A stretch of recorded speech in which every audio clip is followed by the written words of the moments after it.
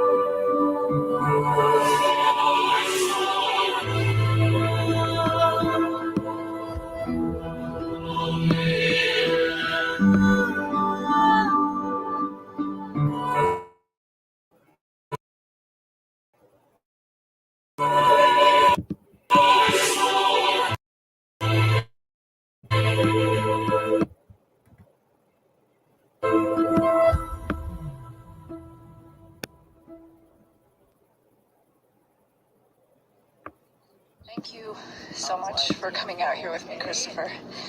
I am having a wonderful time. You mean a lot to me, and I'm glad that you're having a blast. I am so out of breath. Hi. It's me.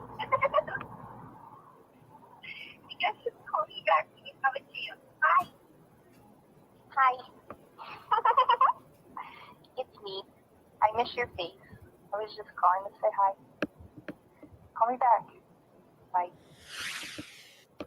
I was like, do you have 401k? And he was like, yeah. I was like, do you have 401k? And he was like, yeah. I was like, do you have 401k? And he was like, yeah. And I mean, the reason I ask him this is because if I get in a relationship with somebody, I want to know like what kind of baggage that they have. I think that's important. If I walk into a situation where I'm like, hey, I have good credit and I have all these things and I have all these things and I have all these things, and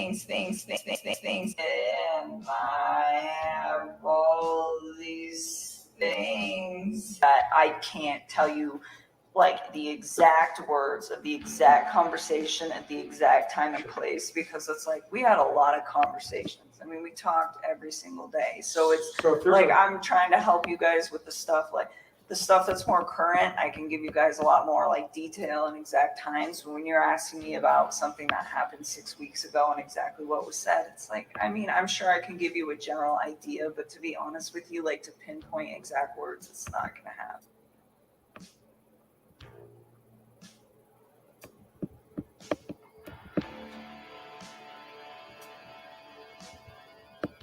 June 27th, 2018. Chris Watts brings condoms to my house. One box is full and unopened.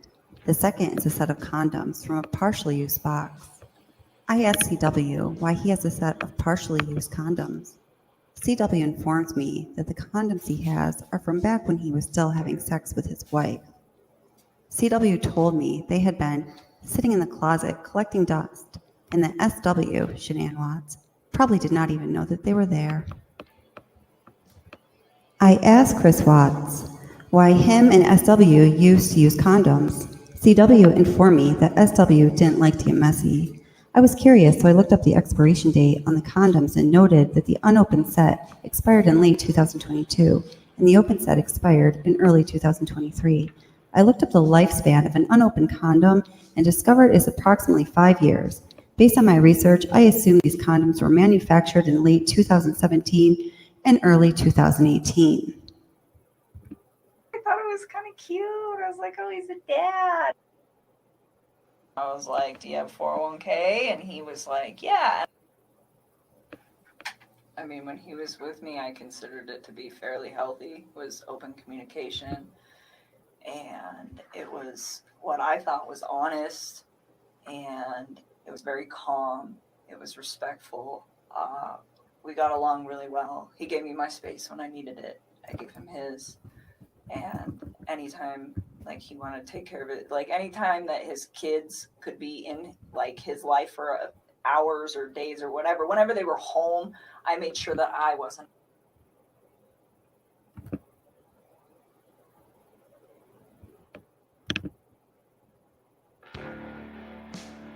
Anytime that his kids could be in like his life for hours or days or whatever, whenever they were home, I made sure that I wasn't. This is what we know about the timeline in the beginning of their relationship. Watts receives his first email from Kessinger on June 12th. It says, "Chris, thank you for being honest with me this morning. Truthfulness is so underrated in our culture. Saludos cordiales, Nikki." On June 14th, 2018, Chris Watts enters his coworker Nichol Kessinger's contact information into his work phone for the first time. On June 22nd, Shanann and Chris leave for San Diego to go on their Thrive trip, and they return on the 26th. On June 27th, 2018, Shanann, Bella, Cece, and Shanann's father, Frank, fly to North Carolina. They'll stay there for 5 weeks. Could it be on that same evening, June 27th, 2018, according to Nichol Kessinger's 7-page letter to law enforcement, Chris Watts arrives at her apartment with 2 boxes of condoms. 1 box is full and unopened. A second set of condoms is partially used. The whole world knows about that.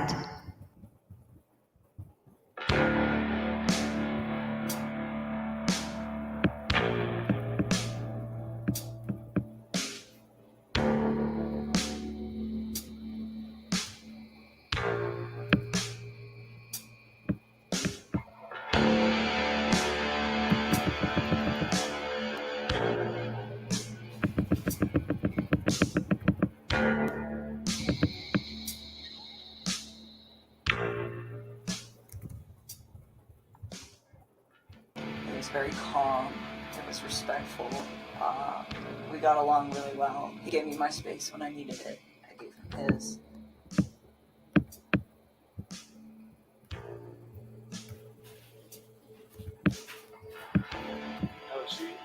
She had her moments where I had to talk her like off a ledge kind of deal. What's that mean? Like, I guess after the fact, there was like videos of her that she was like recording herself because she was like bipolar or something. I don't know that, but there, it's like she would get worked up about nothing. She would just like, she came to my house once because I think it was like July 4th. I didn't have to work that day. So I didn't get up at like, 4 o'clock and go home. And Shanann called me like 10 times in a row. And I didn't hear it because I was sleeping. I was just like, and she was pissed. Shanann was pissed. And like I called her on outside, like, where are you at? Like, what? Like, I was like, I didn't have to work today. It's like, you called me at like, 5:30. It's like, the kids want to talk to you at 7:30. And like I was sleeping. She's like, screw you, like, like I don't know where you're at. And I went back inside, something like, I gotta go. And she was just like, okay, are you coming back? I'm like, probably not. So wait a minute, you kind of lost me there. Were you at Nikki's place Yeah. when Shanann called you? Yeah. Okay, and so you were sleeping in her bed. Yeah, because I wasn't going to work that day because I didn't have to that day. Okay. The first holiday I ever had off. And, Shanann was pissed, and, kind of pissed Nikki off too that I left, but I think that's when I called Nikki later, and she was like, she kind of realized that, she'd always be like, the second, she said second fill. That's right. Okay. All right. Bye, Chris. Oh, wait. Let me go turn the audio off. Oh, we've heard enough of you, Chris. Goodbye now. And so, having nothing to do with Chris Watts, to all of you fathers out there, happy Father's Day and happy Juneteenth to anybody who likes to celebrate all races, ethnicities, and people enjoying freedom around the world. I think that's a good thing to celebrate, don't you? So, hi, Amy Walker. How are you? Welcome. Hello, Jody Landis. Hi, Joan Bradley. How are you? Let's see. Go TL8. I don't know if that's something different I'm supposed to be pronouncing, but welcome. It's really nice to see you here. And hello, Kevin. How are you? Kevin, do you have experience with the oil fields? I can't remember. I think that's true about you. And if so, I have a couple questions for you. And hi, Jamie. Thanks for being here, darling. Hello, Karina. Welcome. Nice to see you. Hi, Mary. So nice when you can make a live stream. And hi, Utter Nutter. So loyal. She's always here. Our girl, Utter Nutter, is like moderator extraordinaire. Thank you so much for being here as always, Utter Nutter. Hello, A Curious Rose, my darling. How are you? Yeah, I was trying to link your Curious Rose is going to do an after live party today. I'm not sure what to call them. I was trying to link her with a direct link and I couldn't. So we'll just drop the link, honey, and I'll keep working on trying to figure that out. Okay. I'm sorry about that. Hi, Rachel Townsend. Welcome. Nice to see you, my darling. Hi, Tracy Wheeler and Bebop and Tony Cheek. And let me just keep going up a little bit, a little more, la, la, la, la, la. Let's see. Got Jamie, Joan. Hi, Kitty Witty. How are you? Welcome, my dear. And let's see. Hi, Edward. How are you? Nice to see you here, my friend. And let me go up just a little bit more. And then if I missed you, just say hello and we'll say hello back. Hi, Melody. How are you? Nice to see you. Okay, I think that's as far as it's going to let me go. I don't want to push this computer too far because it's been being a little bit testy. I desperately, desperately need to get a new computer. So I do very much apologize for being late. Well, that is why I was late here. And oops, let me turn the volume down on the live feed so I don't get feedback. Just give me one moment here. And A Curious Rose, would you like to come up right now, or do you want to wait a little bit, darling? It's totally up to you. Give me just 1 second here, my friends. I'm just getting a couple things to load for you so we'll have some good visuals and other things to look at. So I hope everyone had a nice day. It was a great day here in upstate New York. It was a beautiful day. My son went to my dad's to go swimming, and apparently it wasn't really warm enough. He was like, Mom, it was like the most painful thing going swimming. But I mean, it wasn't that cold. He was being a little dramatic, as 13-year-old children can be. But I hope it was a beautiful day wherever you guys are. Let's see. Just changing a couple settings here. And so funny. I just turned on monetization for this video because with YouTube, if you don't turn on monetization like straight away and you forget, like I've had videos that have had like 10,000 views. I'm like, oh, I didn't turn on the monetization because the default is not to monetize a video. And not all of my videos get monetized, by the way. A lot of times the live streams do not, and that's okay. But I just want to let you know, I just clicked on the monetization for this video because if I don't do it right now, while I'm in settings doing different things, I might forget. And the video hasn't even started and they already put me on limited. So apparently YouTube believes that we're going to be talking about naughty things. Imagine that. Hi, Justin Lee Reacts. How are you? Hi, Sherry Claiborne. You know all about that, don't you, Justin Lee? It's like, come on now. I haven't even started this. We haven't said anything yet. Hi, Patricia. Welcome. How are you? Hi, Green Eyes and Turquoise. Nice to see you guys here. Hi, Jody is cool. It's always great when you're here, sweetheart. All of you, it's great when you're here. Hi, Mary Beth. How are you? Nancy, my girl. Nancy's my girl. Nancy's been my girl since this channel started. Nancy knows everything. Nancy has all the secrets. Hi, DC. How are you? Oh, let me drop the, I'm going to drop the link for you, Curious Rose. So whenever you do want to come up, you can. Okay, computer loving to be slow right now. Oh my God, this is killing me. All right, so, oh no, you're kidding me. Give me 1 second here, guys. This is seriously unreal. Okay, so I had just put together a bunch of content for this live stream, and apparently YouTube told my video editor that my quota is full, which is crazy because I haven't been feeling well the past few days. And I know I haven't been uploading anything and I don't even have a quota that I know of, but we'll make do anyhow. Okay, that's what happened. All right, no big deal. So let's see, turn this up and here we go.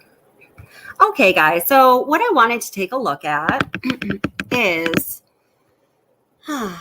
there's a lot of information out there. And sometimes to me, it feels like, at least, I don't know, tell me what you think about this. It feels like the information that's out there can be like, I sort of feel like it's piecemeal. Like we get little bits and pieces of this here, of this there. And I don't always feel as though the information that law enforcement has, that the powers that be have access to, is synthesized in a way where it gives us a look at the real picture at all. To me, it almost feels like the way information has been disseminated about this case is done so to intentionally obfuscate and to ensure that people do not draw conclusions that others might see as being reliable. Does that make sense? Hi, Katerina. How are you? Nice to see you, darling. And oh, wait, Curious Rose is here. So let me just welcome her on up. Hello, a Curious Rose. How are you, darling? And welcome. Well, hi. Thank you for having me here and for being so sweet with your welcomes. And I love just the way you say hello to everybody. It's so nice. Oh, thank you. Of course. Well, I That's just the love that, tone. you know, I love that there's people here. And I know when sometimes when people watch the replays, they don't really appreciate it. But, you know, you got to pick your battles and pick your priorities. And my priorities are the people, you know, all of you, all of the subscribers, all of the members, and the people that want to be here and chat. I thank you for that. I'm really grateful for it. So I'd like to say hi to you.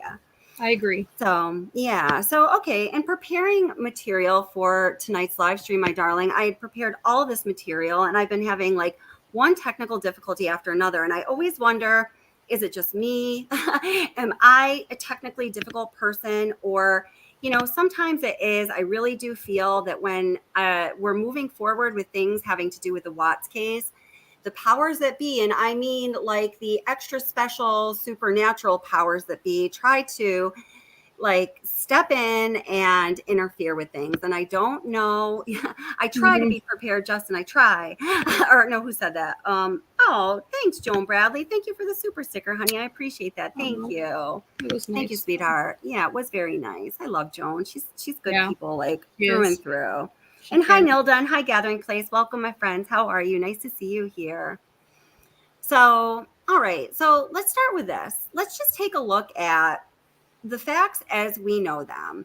So there are dates that we know our girl, the Taquito, formerly known as Nichol Kessinger, looked up Chris Watts and Shanann Watts long before these two chickens claimed to have been dating one another or really even having known one another. So that's kind of interesting. So let me just share this with you. We'll just make this real simple. We're going to just lay out the dates. Perfect. And just, you know, if things take me a moment or two, please forgive me because, you know, the technical stuff. Oh, the technical stuff. I mean, technology is truly a blessing and curse. And that's all there is to it. I don't know what else to say about it. I know. But YouTube just makes it a little bit more difficult. They really do. Isn't that something? I just went to press monetize for the stream and we haven't even started yet and it already put me on limited, you know. Yeah. Like, What is that? It means that, you know, limited monetization, and this happens with many of my live streams. You know, means that you're not going to be fully monetized. You're going to get a couple cents here and there because they feel that you are not complying with the Google AdSense guidelines, which generally means for this case that you're talking about something controversial. Well, you know, just by putting that parameter up there that talking about something controversial is going to prohibit you from making money really says in a way you can't talk about true crime because there is not much true crime that is not in some way controversial. Don't you think? Yeah, I agree 100%. Yeah. Oh, and Amy, thank you so much for the super sticker. I really appreciate that, honey. Thank you very much. I appreciate it. Thank you, dear. Thank you. I mean, you hadn't even spoke yet. Right. So it's like to say, okay, your monetization status is limited after the live stream is complete and all of the content is there. That's one thing, but it Right. literally hadn't even started yet, you know? So Right. That's what it's just that's how I thought of it. Like you hadn't even spoke. exactly. You're limited. Very, very interesting. Yeah. So Yeah. So these are the dates that the Taquito, formerly known as Nichol Kessinger, was looking up Chris Watts and Shanann Watts prior to the beginning of their relationship. So the first record we have, and hey, Molson Man, how are you doing? I'm also The first record we have of Nichol Kessinger looking up one of either Shanann or Chris is on August 3rd, 2017. And that was Chris Watts, as you see here on the screen. Now, there's also 2 records, according to the discovery documents, when Nichol Kessinger looked up Shanann Watts well before Chris and Kessinger claim that they were dating. And those dates are September 1st, 2017. So we see that's just about a month after she had initially looked up Chris Watts, right? right. And then the other date we have here is January 7th, 2018. So both Chris and Kessinger claim that they got together sometime towards the end of June. Now, there are many things that bring that self-reported timeline into question, and we've talked about a lot of them here on this channel.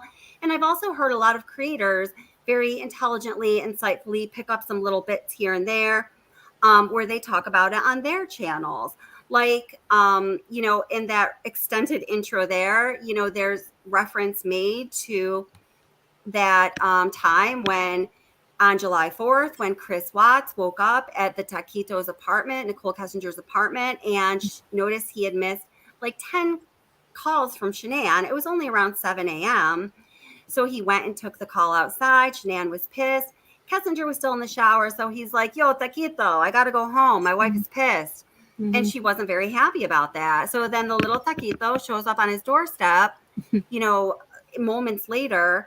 And, on this question, Curious Rose and I have asked, well, hey, lady, if you guys just started dating in the end of June, and it looks like the date most likely would be June 26th. That is the day when Shanann Watts took off to head down over to North Carolina. Her dad was there because he had been watching the children for over a long weekend. We have to talk about that too, but Okay. but oh, there's so much, guys. There is. And that very night was the night that Kessinger says that Chris Watts shows up on her doorstep with not 1 but 2 boxes of condoms. And then she, goes and she researches the date that they were manufactured and what would be the expiration date relative to the manufacturing date to try to catch him in a lie or not. So listen, man, if all of this is true, if that is their first time being together that night, and she's already like going so cuckoo as to like look up the expiration date and then to do the research and count back to when the manufacturing date was, oh my God. Yeah. I mean, it's unbelievable that red flags were not being thrown up in this guy's mind all over the place going, wow, this is a little crazy. Right. Don't you think? We basically, if it truly was a matter of we just started this, whatever you want to call it, if it's at the beginning stages, affair, seeing whatever, this just started. Exactly. No. Well, and if it did, I mean, he's an even bigger fool than we even just talk about when it comes to him, that he would even then be okay with her acting like that. Right. It's like we already know that Chris Watts was a doofus. And this is a good opportunity for me to just state this very clearly for anybody that asks. I still see people. Just one sec. I'm such a bad multitasker.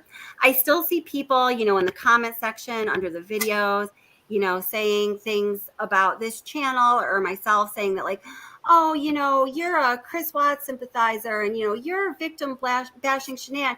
You're blaming her for her own murder. Let me be very clear, as I've done many times.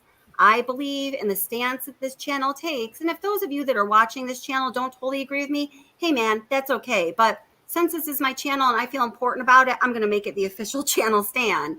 Chris Watts is guilty. Chris Watts is in prison. Chris Watts should be in prison. Some of the details surrounding that, I think, are debatable. And at times, we debate them on this channel. Shanann Watts does not have any culpability for her own murder. That's crazy. You know, I think Shanann Watts had some really wonderful attributes. I think that there are some things that we have seen by virtue of the videos that she posted of herself and her family that, you know, when we're thinking about, you know, the right way to maintain a family dynamic are questionable. Yes, I think so. That's what I think. That's my opinion. But that is not to say, that would be a huge leap to say, therefore, she's responsible for her own murder. Never had I said that, and never would I say that, you know? No way. So sometimes I just need to get off my chest, Rose, you know? Because you still keep getting those comments. Right, exactly. So you have no choice. And I see it on other channels. Thank you, Joan, and welcome, Anaphylaxis. I see this happening on other channels too, where you know, so, you know, like okay, Anaphylaxis is a moderator for Armchair Detective. I've been watching his channel on and off for a really long time. Lately, I try to watch him consistently because I think the work he's been doing, I stand by it, I support it. Yeah. I know that he gets a lot of hate. I don't like it. I don't think he deserves it. I think people need to lay off. I've said this before and I'll say it again. I've asked a number of the creators of those channels that hate on him what he has done that's so wrong. And guys, I swear to you, I have not gotten a legitimate response from any of them. I've asked over a dozen, you know, so, so he's just another example of that. But I have never, you know, he does not, I think that he calls into question some things that legitimately ought to be called into question. Stepping outside of that definition, I've never heard him hate on Shanann. I just haven't. I have not. I haven't. I have to. No, I haven't at all. And that's why I get really confused with, I mean, the amount of hate that just his channel has received. It's, and I haven't been here since the beginning. I don't know a lot of the beginning history with the channels coming around that focused heavily on this case, but to me, I don't, there's not enough there that they just hate the way they hate this man. I don't, can't figure it out. I just can't figure it out. That's right. You know, and a Black Cadillac just said, you know, doesn't know why everyone hates on AD. Kitty Witty actually came over to this channel from AD, and thank you for doing that, Kitty Witty. She's become an important part of our community. Says everyone jealous of AD. I think that you might be right about that, you know. And welcome, Raven, and let's see, Black Cadillac and LNK, and and thank you, Raven. Raven says, there are other channels. No, thank you. I will stay with you, Kelly. Thank you, darling. I appreciate that. That's cute. That's what I was laughing about when you were talking, Rose. That is cute. I like that.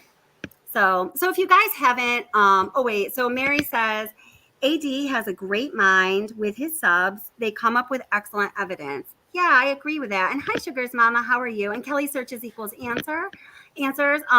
So Kelly searches equals answers has a channel. If anyone can drop that link, please do. Obviously, a Curious Rose, drop her link many a times. They have. Justin Lee also has a channel. He's here in chat. He says, I'm jealous of AD's bank account.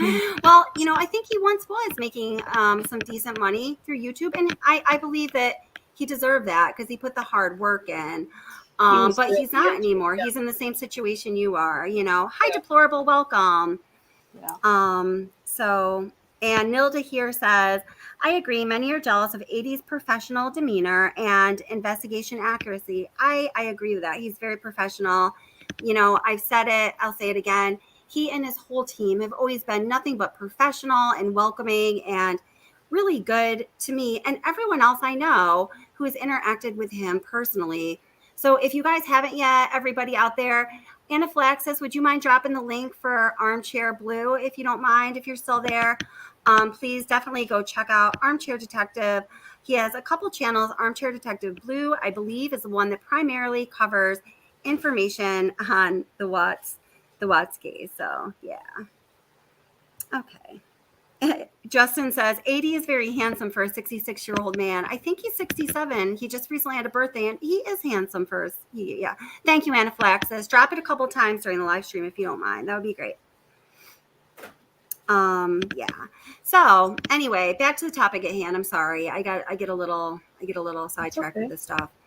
So let's take a look at, knowing that Nichol Kessinger looked up Chris Watts on August 3rd, 2017, and then she looked up Shanann Watts on September 1st, 2017, and then also on January 7th, 2018, let's just take a look at some of the things that were going on Shanann Watts' Facebook page during that time. Yep. So I'm going to bring another video of mine into the live stream here. I've done videos on, I'm still actually working on the 2018 video because I want to do a couple special things with that.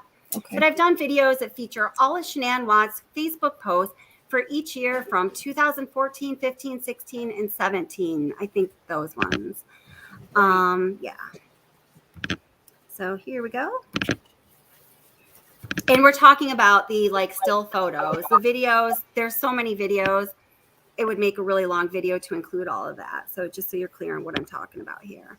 And So they'll get you on those. If you took those videos and used them, they're going to get you on reused content because that's what they're doing now. That's right. I've already been dinged on that. Yeah. Yeah, they've really been striking out channels on that. I couldn't believe Plunder. I actually have to get back to Plunder so what happens, guys, if they demonetize your channel based on what they call reused content, then some of the channels, it's in beta mode apparently, they will give the channel the opportunity to appeal by creating a video. They tell you exactly what you need to cover and sending it in. Well, the first time I got demonetized based on reused content, I had coronavirus the first time around back in January. And apparently YouTube is the only organization that doesn't allow any exceptions for having a confirmed case of COVID because they didn't care. Jesus. They're like, sorry, you missed it.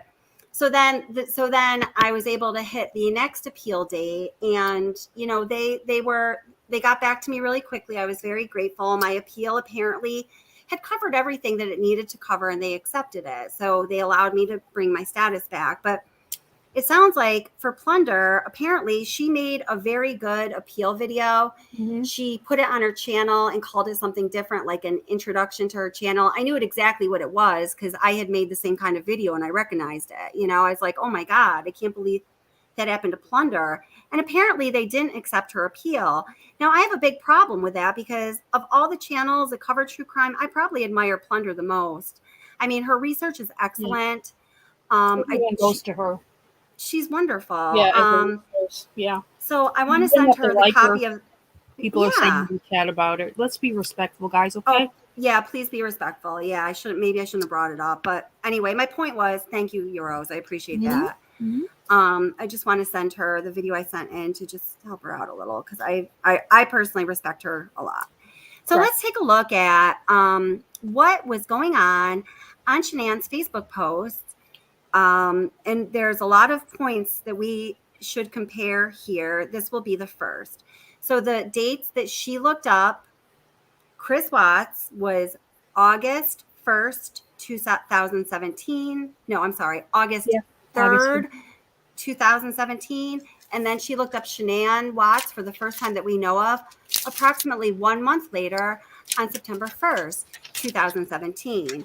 So this is what was going on. Let's see. I think I'm right around the spot where we're going to pick up those dates. And these didn't all make it in order. So let me just check. Okay, so that was March. This was July. Okay. So this right here, this was on August 28th, 2017. So this is certainly a post that Kessinger would have seen when she Googled Shanann Watts on September 1st, 2017. When you Googled Shanann Watts, the first thing that came up that, had Shanann Watts in the search results was her Facebook page because she was a prolific Facebook poster, right? Mm-hmm. So this says, late dinner date with my amazing, supportive hubby. He rocks. Couldn't imagine life without him. Hashtag boss couple. Hashtag thrive couple. Hashtag power couple. Hashtag forever. So if I'm Nichol Kessinger and I'm looking up information on Chris Watts' wife because I've got designs on him, when I look it up on September 1st, this is what I'm going to be seeing. If that were me, and it wouldn't be me because I wouldn't be going after a married man, but well, you know what? I'm not even gonna be righteous about it. Maybe it would, whatever. So even if I did do that, I'd probably say maybe this isn't such a good idea. They look like they're happy. Look at that, right? So let's see what else yeah. So what else do we have here? Because she did not start working with Chris until 2018, correct? That's correct. She started working at Anadarko in late March of 2018. Right. Okay. So this would have been another post that she would have seen. And it just says, mornings can be super crazy, especially on school days. I love the patience, focus, and waking up at 5 a.m. happy I get from Thrive. My kids are happier when I'm happier. Parenting win. So to me, what I've seen of these posts so far, I see a happy couple with a happy family. Right. Let's see what we got next here. So then this picture was also right around that time. And this was right around the time when Shanann had surgery on her neck. So her friend that she'd been friends with for, I think, 17 years, Christina Meacham. Christina lives in Hawaii with her husband and child. And her husband was in some division of the military and would sometimes be going out on, I don't know if it was deployments or just, I don't know what he was doing, but he'd be away at times. Okay. So she went and stayed with Shanann. What a great friend. So she wanted to help take care of the kids and Shanann because Shanann was only allowed to lift a certain amount. And obviously she needed help. Yeah. So this is another, that's a really good friend. Geez. I have my two best friends are those kind of people. And I wish everyone had that kind of friend because they're priceless. So here's the family along with Christina Meacham's child, you know, everyone looking all happy. This was another picture she would have seen. Looks like mom just had surgery, happy family. I don't know. It's like, you know, I'm attracted to this guy, but look, his wife just had neck surgery. Maybe I'm going to have an ounce of compassion and say, no, not a good idea. Right. I'm just saying. If you had compassion. Right. And then more like this. And let me just see what the next date is. I can't quite remember actually. So September 5th. So we can probably assume that, you know, Kessinger was continuing to look up information on the family if she had started. She had searched them about a month apart, but we don't know that for sure. So, hey, let's give her a benefit of the doubt. Let's stop here. So, alrighty, let me get back here. Now, let's see. I'm going to have to bring this up in kind of a different way since the video that I created for you guys did not process in time, but that's okay. We're good. We roll the punches. We roll with the technical punches, technological. And Curious Rose, if you have anything to say, I talk fast and furious. Yeah, these pictures that you have up on the screen right now, I've never seen those. Oh, that's interesting. Oh, wait, what am I sharing right now, by the way? Oh, okay. Like laundry. It's cute. I just never. Oh, yeah, that is cute. Yeah, I just want to make sure I wasn't sharing my little behind the scenes stuff that I don't know what would come up, so I just didn't want to be sharing it. You know. Yes. Just because I don't know. All right. Oops. Okay. Let's see. Okay, so I'm scrolling down. Oh my God, it's too many files. Oh.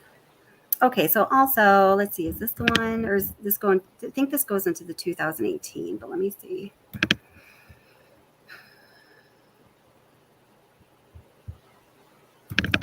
There's a couple other pictures. I might have to swing back to them since the nature of this is going to be a little weird since what I just explained to you.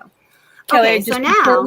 Kelly, before you go on, and I just don't want to forget, Bev asked a question if we can verify if there's any one set point where we can hear where she clearly, Mrs. R says, check the knives. Kelly, Bev says she's never saw it before and doesn't believe there really was something like that in Discovery. Check the knives. Okay. Wow. Well, you know, do you know anything about that? What I'm going to do is I'm going to search Discovery right now for knives. Do you know anything about that? Because I could not confirm that that's a definite on that one. That's a lot of like hearsay and small chats. I've never. Yeah. You know what? And her. That is such a good question, Bev. See, this is a value that like everyone brings to the table here. It's like this is what our mind does. If, in Discovery, I just searched knives with an S. There's no such thing. Let me try knife without an S. That would be with an F then, Cal. Okay, hold it. Yeah. Supposedly so it's like you hear these stories over and over again to the point where you make them part of your own story of the story, whether that happened or not. So when people ask these questions that call into question things that might not actually be substantiated by true evidence, it's extremely valuable. Because I do think, honestly, Bob, that became part of my story just because I've heard it so many times. But guess what? Now I'm going to research it. And if it's not true, I'm going to take it out. So thank you for doing that. Thank you. Some of them in chat are saying they have heard it, and it's you only hear Sandy saying it to NA when they initially go into the house to look for Shanann. NA? Nichol Kessinger. So they're saying some say they saw a text about the knives, and whereas others say that it's just NA on the phone and you hear Sandy asking. See, that's kind of like what I had in my mind about it. So I think that what I can say at this point is, Curious Rose, we'll research it for you guys. We will. I'm writing down the different areas that they're saying that supposedly, and we'll bring it back to you. Yep. Yeah. So Bev here says, she says, I never heard that on the phone with NA, and I watched and watched. I believe you. I think that's quite possible you could be right. Now, Kitty Witty says, Sandy is on speaker and you can hear. Okay, so all right. For any of you that think that you are able to hear this in the body cam footage, if anybody is able to, so Ara, now, let's see. If anybody is able to bring us a timestamp, we will throw it up here, okay? Yes, we need the timestamp. Now, Ara says, the knives, yes. Sandy asked NA to check the knives and things, but in my opinion, it's because she was afraid that Chris Watts stabbed her or something. See, that was kind of what my thought was, Ara. Ara, is there any way that you would be able but it's not a timestamp? But it's not audible, Ara says. So it's not audible. So then how are we? Now Mary says she believes it had been redacted. It's not, Oh, Holly, yes, thank you so much for the super sticker, sweetheart. I appreciate it. Thank you so much. Thank you, darling. I wouldn't doubt it being redacted because a couple of people did say check NA's interview. Parts of NA's interview have been redacted a few times. Okay, now Mary says NA says it in her interview with the detective. She does say it, and I get that there's videos out there, but NA's interview was redacted a few times. So what we're going to see typed up on Discovery may not actually match audio. Well, I can pull the transcript of her audio. That's the only way I think that is the way we're gonna get to it, Kelly. Okay. All right. So again, this is a really interesting topic. Just so I can try to stay a little bit. I know, why do they redact things? Well, they for good reasons and bad reasons, right? Holly asked, they redact things obviously for the good reasons are to preserve privacy of people. And hi, Aussie Girl Jen, by the way, I'm so happy you're here, honey. And Country Marge, nice to see you. Obviously, and I know that you know this, sweetheart. Holly asks, is that, there's good reasons to redact things because you don't want people's privacy to be intruded upon when they really had nothing to do with anything, right? But then there's the reasons where, they can take the power of redaction, I believe law enforcement can, too far, and they can use that power in a way that it's not intended. And that is to skew the actual evidence in a way that matches whatever narrative it is they're putting out. Because let's face it, guys, we know that happens. There's so many examples of it all across the country, this country at least, and I'm sure internationally. Yes. So, okay. So now let's go to, hold it. I've got to go back to, wait a minute. I kind of lost. All right, here we go. So now let's go to just taking a look at what, oh no, this is June 10th. Hold it. Okay, just a second here. Let me know if you see anything else that you want to put about up there. I'm looking right now.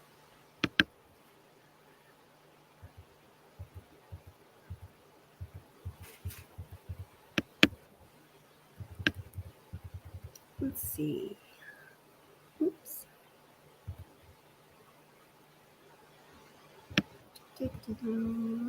looking up this information for you just so we can clear out of the way what in fact was seen when Miss Kessinger there was looking up Chris and Shanann Watts on these particular dates. Oh, but then there's so much more. Don't you worry. Don't. Oh, this is just the basic stuff, just to, you know, cover the basics.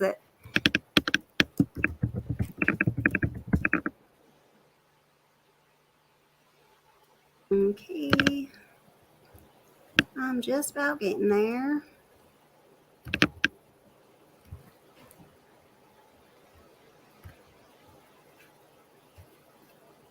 God, I know I always say this. I need a new computer so badly. We need to get you one. Yes, we do. Every time I'm going to get a new computer, it's like something, it's just something, you know how it is. Something comes up. My son's like, Mom, I need like $300 worth of crap for sports, Mom. Oh, God. Or, you know. Okay. My son doesn't really sound like that, by the way. No, I've heard him. I feel bad. I was like, oh, I was just picking on my kid. Very intelligent. He is very smart. All right. So I'm just looking for this one little video here. 2018. Where is it?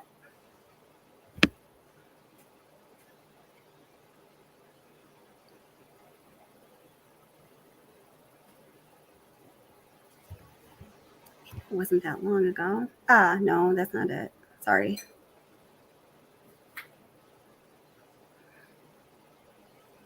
Let me just read through these really quickly. If I don't find it, it's not the most important. I can circle back to that too. We can circle back. That's fine.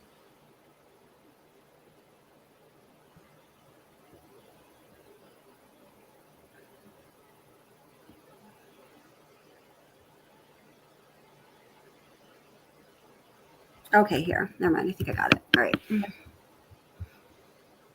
Okay. So, all right. Now, when, you know,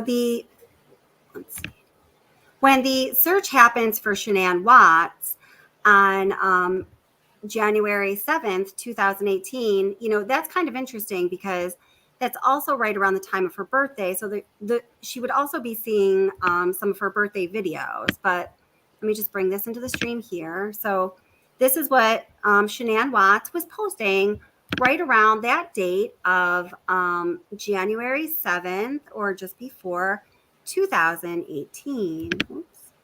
Stop. Share.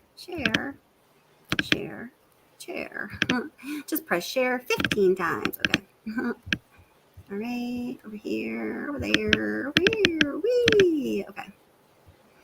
Okay. So we've got this, you know, Bella's vision board so far. So, you know, this makes sense. It's the beginning of a year. Shanann was into making vision boards, and this is Bella's vision board. So then we see, let's see.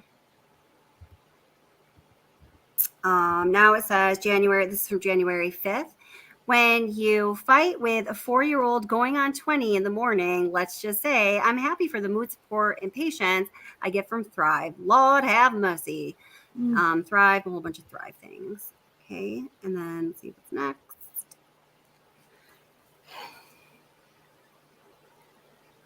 And then January 7th, you know, this is just Shanann. And then, you know, once her birthday comes around on January 10th, she starts talking about her birthday and, you know, what a great birthday it's been for her and just how happy she is in general.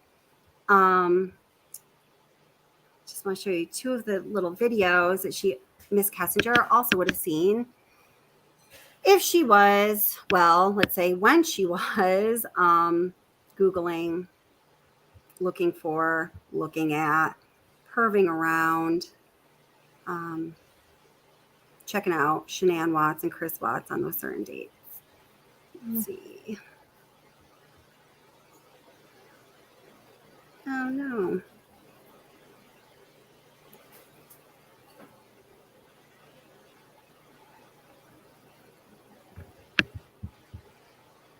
Oops, I'll hold it. I gotta also charge my earbuds. So many technical things. Technological. Oh, did anybody do anything special for Father's Day today? Can you let me know if anyone popped their answer in chat there? I hope you did.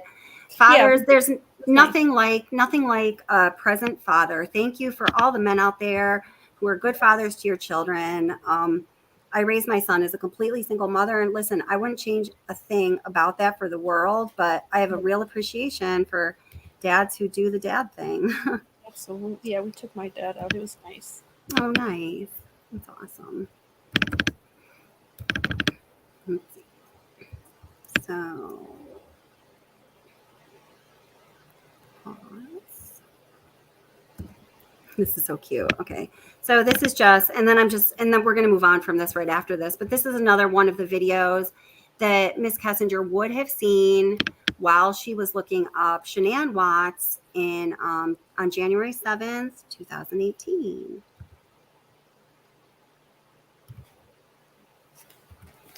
Oops.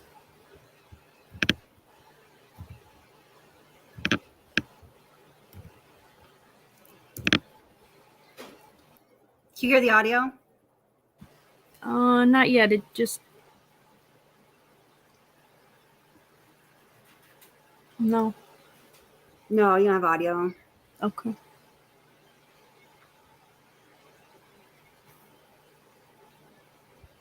Okay, well, if you can't hear the audio there, what that was, it's just, Bella and Celeste being so freaking cute. And they want Elsa they're trying to get Alexa to play Elsa. Bella's getting a little frustrated. And you can hear both Shanann and Chris in the background, kind of like coaching the girls along. And, it's just obvious that, there was a family unit. So I guess that really is the big takeaway that we would need to have from what is it that Nichol Kessinger found when she was searching Shanann Watts and Chris Watts on these dates. I'll pop these dates up right here again in case anyone would like to know. And I did have the actual screenshots from Discovery, but, technical difficulties, trust me, these are the dates, they exist. So Chris Watts was August 3rd, 2017. The first search, according to the Discovery, for Shanann Watts was less than 1 month later on September 1st, 2017. And then there was another search that appeared in Discovery, and that was on January 7th, 2018. Now, the important thing to note, I guess, is during these time periods, what she would have found would have predominantly been Chris Watts' Facebook page or Shanann Watts' Facebook page. And everything that was put out there for the public to see was happy sunshine, rainbow, lollipops, roses. Like there was nothing, Rose, like you, like wonderful, like you, Rose. There was nothing that anyone would have seen when searching either of these two people that would have indicated trouble in paradise. Nothing, quite the opposite. Yeah. So now we do not know. So there are certain dates that are noted in the Discovery for whatever reason, that yes, Nichol Kessinger definitely made these searches on these dates. I mean, personally, I would love to know why those dates were selected, because guys, that there were a lot more search entries that had to do with this couple than those two that appeared in Discovery. There absolutely had to be. We saw how much Nichol Kessinger turned to Google to find out, anything she wanted to know the answer to that popped into her head, and in fact, during one of the interviews, and it is the interview, the one that happened on August 16th, the interview for which the video was only recently released. And when that video was released, guys, when you compare it to the audio, this is another video I have coming soon for you. If you were to lay the audio of the audio only version of that interview that was first released and was the only version that was released for 3 years, and thanks to Plunder, by the way, finally, just like a month or two ago, the video version finally got released. So something cool that you can do in your video editing software, some of you might know this, and if you don't, let me explain.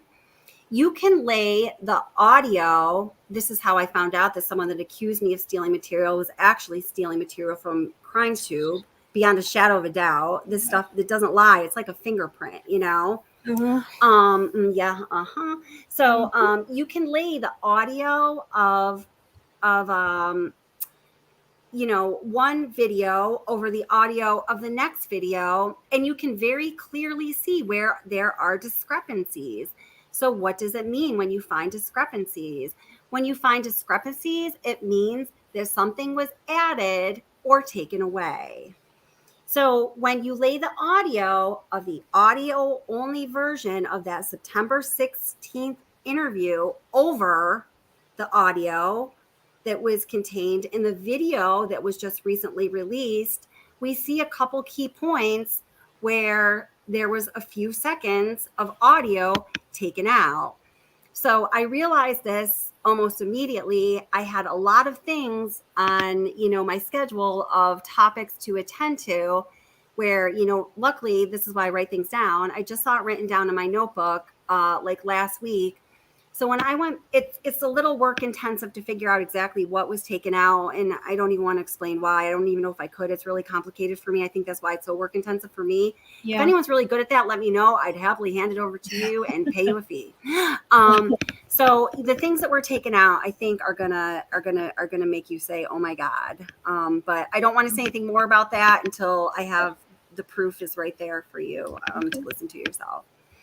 Oy, oy, oy. Thank you, Joan. So, okay. I just lost track of myself. Okay. Oh my gosh. So we know, do you have anything to say, Curious Rose? Let me pause I'm and allow curious. you. I am very curious with all the redacteds. It started out, maybe they were giving a reason why, and then it just was a train off the tracks. How much was taken back? Yeah. You mean at first law enforcement was giving a reason why? Yes. Yeah. Yes. Yeah. Yeah. So, yeah. And what were their reasons? Do you remember anything specific? Anything threatening to anyone not involved, in the actual crimes. Okay. And or non-pertinent, but leaned on the privacy of anyone giving any type of information. So it should have stopped there, but then it just went off. Yeah, it really did. Yeah, much more. And then you also see in the successive versions of the discovery, I have the original version, and I have the one that came out, I don't know, maybe a year later or something. There are major differences in that as well. There's major additions and there's major deletions. And, the biggest deletion is Nichol Kessinger's phone records for the dates of July 14th through August 13th. And the original discovery, like the one rendition of it. And it is and as far as I can tell, the next person chronologically who reported to request the discovery and then received it shortly thereafter was about 3 months after the first version was initially put out. And 3 months later, that phone record for that relevant time period was removed from the discovery. It's not even that it was redacted. It was just omitted, deleted, poof, gone, Yes. Oy, oy, oy. All right. So now let us go to. Have you played the video? They record them talking to, I forget her name, the woman that when Dr. B goes to pick up those files. Oh, yeah. Amanda Purcell. It's a great video. That is a great video. It's only audio, but it's, oh, wow. It is. I would definitely, gosh. I'm going to drop it in. Yeah, please do. Thank you so much. I was just going to ask you to do that, but I'm I feel like I'm being demanding. No, that's something that I think everyone should hear. Yeah. So Dr. B from the channel True Psych Ward guys, what happened was, let me give you some context of what Rose and I are talking about. they went out to Frederick, Colorado. It was when Survey 319 was still standing. It had not yet been raised. The original structure was there. Dr. B, who I admire immensely, and her sister went out there to see Survey 319. You know, when they got out there, you know, a couple things we learned from that. We learned how shady the service is out there, because Dr. B's service was obviously breaking up. Yes. And she's like, you know, I'm kind of glad it was breaking up, because she said that she and her sister, when they could see Survey 319, they both became very emotional, which I completely understand. I mean, just even seeing the footage of it personally, like, makes me feel emotional. It's like, my God, those little babies, you know, we know what happened, right? And it's awful. It's just awful. But what we also know is she, and also Vanessa from the channel Unmasked, and it was her sister, and I don't know if there was somebody else. They were going to Frederick, Colorado. Go ahead. Was there someone else that I missed, honey? Well, Vanessa from Unmasked. From Unmasked meets them there. Yeah, it was. Okay. She lives there. Yeah. Okay. Got you. Yeah. That's right. Yeah. Okay. So, so they had, what they were going after was, I believe it was some additional footage that was not released in the discovery. And some of that was specifically the Colorado Department of Transportation footage that would or would not have shown Chris Watts. And I think something else. What else were they going out there for? I don't know, but they were told. They got it all. Honey. I mean, they got the whole files, and they were not told on the phone, you're not going to get blah, blah, blah. Right. They were smart enough to look at it while they were still there. And they were right. They were basically told, they told law enforcement what it was they wanted. Law enforcement essentially told them, you're going to get this for a fee. And they paid a few $1,000s, okay, to get this information that was above and beyond what a person would receive when requesting discovery. And so they get there, and like Rose just said, they were smart enough to take a look at it. They were wildly disappointed. I mean, you could feel the disappointment in their voices, because what they got was like the Home Depot footage. Big deal. Yes. Yeah. The McDonald's footage, which showed nothing. It was all terrible. It was all data or information or footage that meant absolutely nothing. And so then Amanda Pearsall, who her name is all over the Discovery documents, she's like the keeper of everything Discovery, said, well, listen, I know you're disappointed, but here are my lame ass reasons why I'm telling you that I'm trying to justify your disappointment. Now, first of all, the footage on the highways and the streets and everything, that belongs to the Colorado Department of Transportation, and they don't have any of it. Well, that's a lot of bullshit, because they cough up that footage when they need to for other reasons, right? Right. And then, Amanda Pearsall goes on to explain that, well, listen, hey, I'm going to pass the buck because you guys are upset and you're mad and I don't know how to handle you. So what I'm going to tell you is that at this point in the game, it is a district attorney's office who oversees all of the preserved evidence, and also Reed makes a decision when to unpreserve the evidence or get rid of it, which scares me.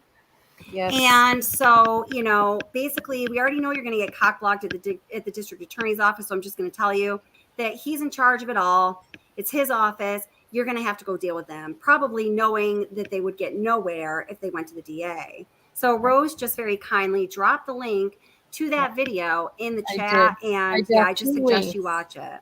There's 2 links for Dr. B's video on actually being there in Colorado, and then she really breaks it down, and then I just dropped the link as well just to her channel in general. Awesome. Great. Dr. B is wonderful. Dr. B, in my opinion, and I don't say this about is a source you can wholeheartedly trust. Yes. That's why I really dropped the link for her channel. I feel that it would really, anybody interested in this case should really view her work. She does whole series on different aspects of this case, and really, really is thorough. Mm-hmm. I agree with that. I think everyone in chat, we have the kind of people that would really enjoy it. I think so too. And I think that the reason she stopped covering the Watts case as much as she was is she started to get real life outside of YouTube, like doxing. Yeah. That's all of that stuff. So she just, people were calling her job. And when she weighed the pros and cons of continuing to research and cover the Watts case on YouTube. She felt that there was too much in jeopardy in her real life to continue. Molson Man says, Kelly at Watts the Obsession is spicy tonight. I'm spicy. I didn't even know I was spicy. I'm a little taquito. Hi, Rebecca, by the way. Welcome. Now, what did Rebecca say here? What did they lie about? I'm really invested to end the puzzle, at least for me, but I had no idea that they lied. And what was the lie? Well, we weren't. And try to understand what they lied. I'm surprised about. Do you mean law enforcement, sweetheart? Can you clarify your question just so we answer you as to the best of our ability? I believe Rebecca has been talking in chat about like asking people why they're saying NA or Nate have evidence or lying or anything. I personally, we haven't, Rebecca, I couldn't give you an answer to that, Rebecca, because I do not believe that Nate or NA have lied about anything. That's my opinion. I have after reading and watching everything that I believe is, every now and then I find a couple little gems that I haven't come across them, but it's very rare. I have absolutely no reason to believe that they lied. Yeah, okay, that's what she's talking about. Yeah, that's what I thought, Rebecca. That's why I didn't even bring it up. It's nothing we're addressing here in chat. Yeah, you have to pick what you're going to read out. No, I hear you. I just hadn't said hello to her, so I wanted to say hi to her. But that's a good question because, if people do have evidence substantiating that, people were dishonest such as that, I'd love for you to send it along to me. And if I'm wrong, I will tell the whole world that, oh, I was wrong. Look at this. Okay, got ya. So anaphylaxis is a good person too. Okay. Yeah. All right. Nate came out and had to say I said that and I shouldn't have. Not the way it was. Yeah. Well, that's what they did. He say that on the reels, or did they say that he's? Go ahead. He says it. Does he say? Is it to Dr. Oz? That he says. Oh, I think it might be Dr. Right. Oz. Yeah, it's Dr. Oz. Yeah. Okay. All right. So I'm going to move along, or we could get sidetracked forever. Okay. So here we are. So we're looking at the discovery document here. Now this is before. I'm sorry. What you're seeing right here, where the first item is September 1st, 2017. Kessinger searched the internet for the name Shanann Watts. This is the first item on the official crime timeline. So from here now, we start the timeline of all of the things that would be most relevant towards, proving who murdered 15-week pregnant Shanann Watts, 4-year-old Bella Watts, and 3-year-old Celeste Watts. The most disgusting, egregious crime you can really almost think of, right? So now as you go through the discovery, there'll be certain places that will note what various people searched for. God, there's so much to say. I'm trying to get my own brain organized. So usually these people are Nichol Kessinger or Chris Watts. I think there's a couple cases or a case where it'll show what Shanann Watts searched for. Now, what's interesting to me, guys, is what does actually appear here in the discovery in regards to what those two searched for, because during that, I'm closing a loop here. I lost track way long ago. During that August 16th interview, that one for which the video was just recently released. Now, this is why I brought up the discrepancy in the audio for the audio version versus the audio and video version. I don't know if it's in both versions or if it's in the video version only. I'm just going to have to look back into that and let you know. Okay. Kevin Kobach references that there was 153 pages of searches of things that she searched for. Did you say pages? Pages. Wow. Okay. So now remember, just for some context here, when you are looking at someone's search results, you're just gonna have to give me a second here because I gotta just give me 1 minute here because I'm gonna have to look up. Oh, it's under pictures. This should be pretty quick, actually. Okay. So when you're looking at Google search results, it's going to appear in a context like this. Hold it. Just got to open this up and share, bring it into the stream.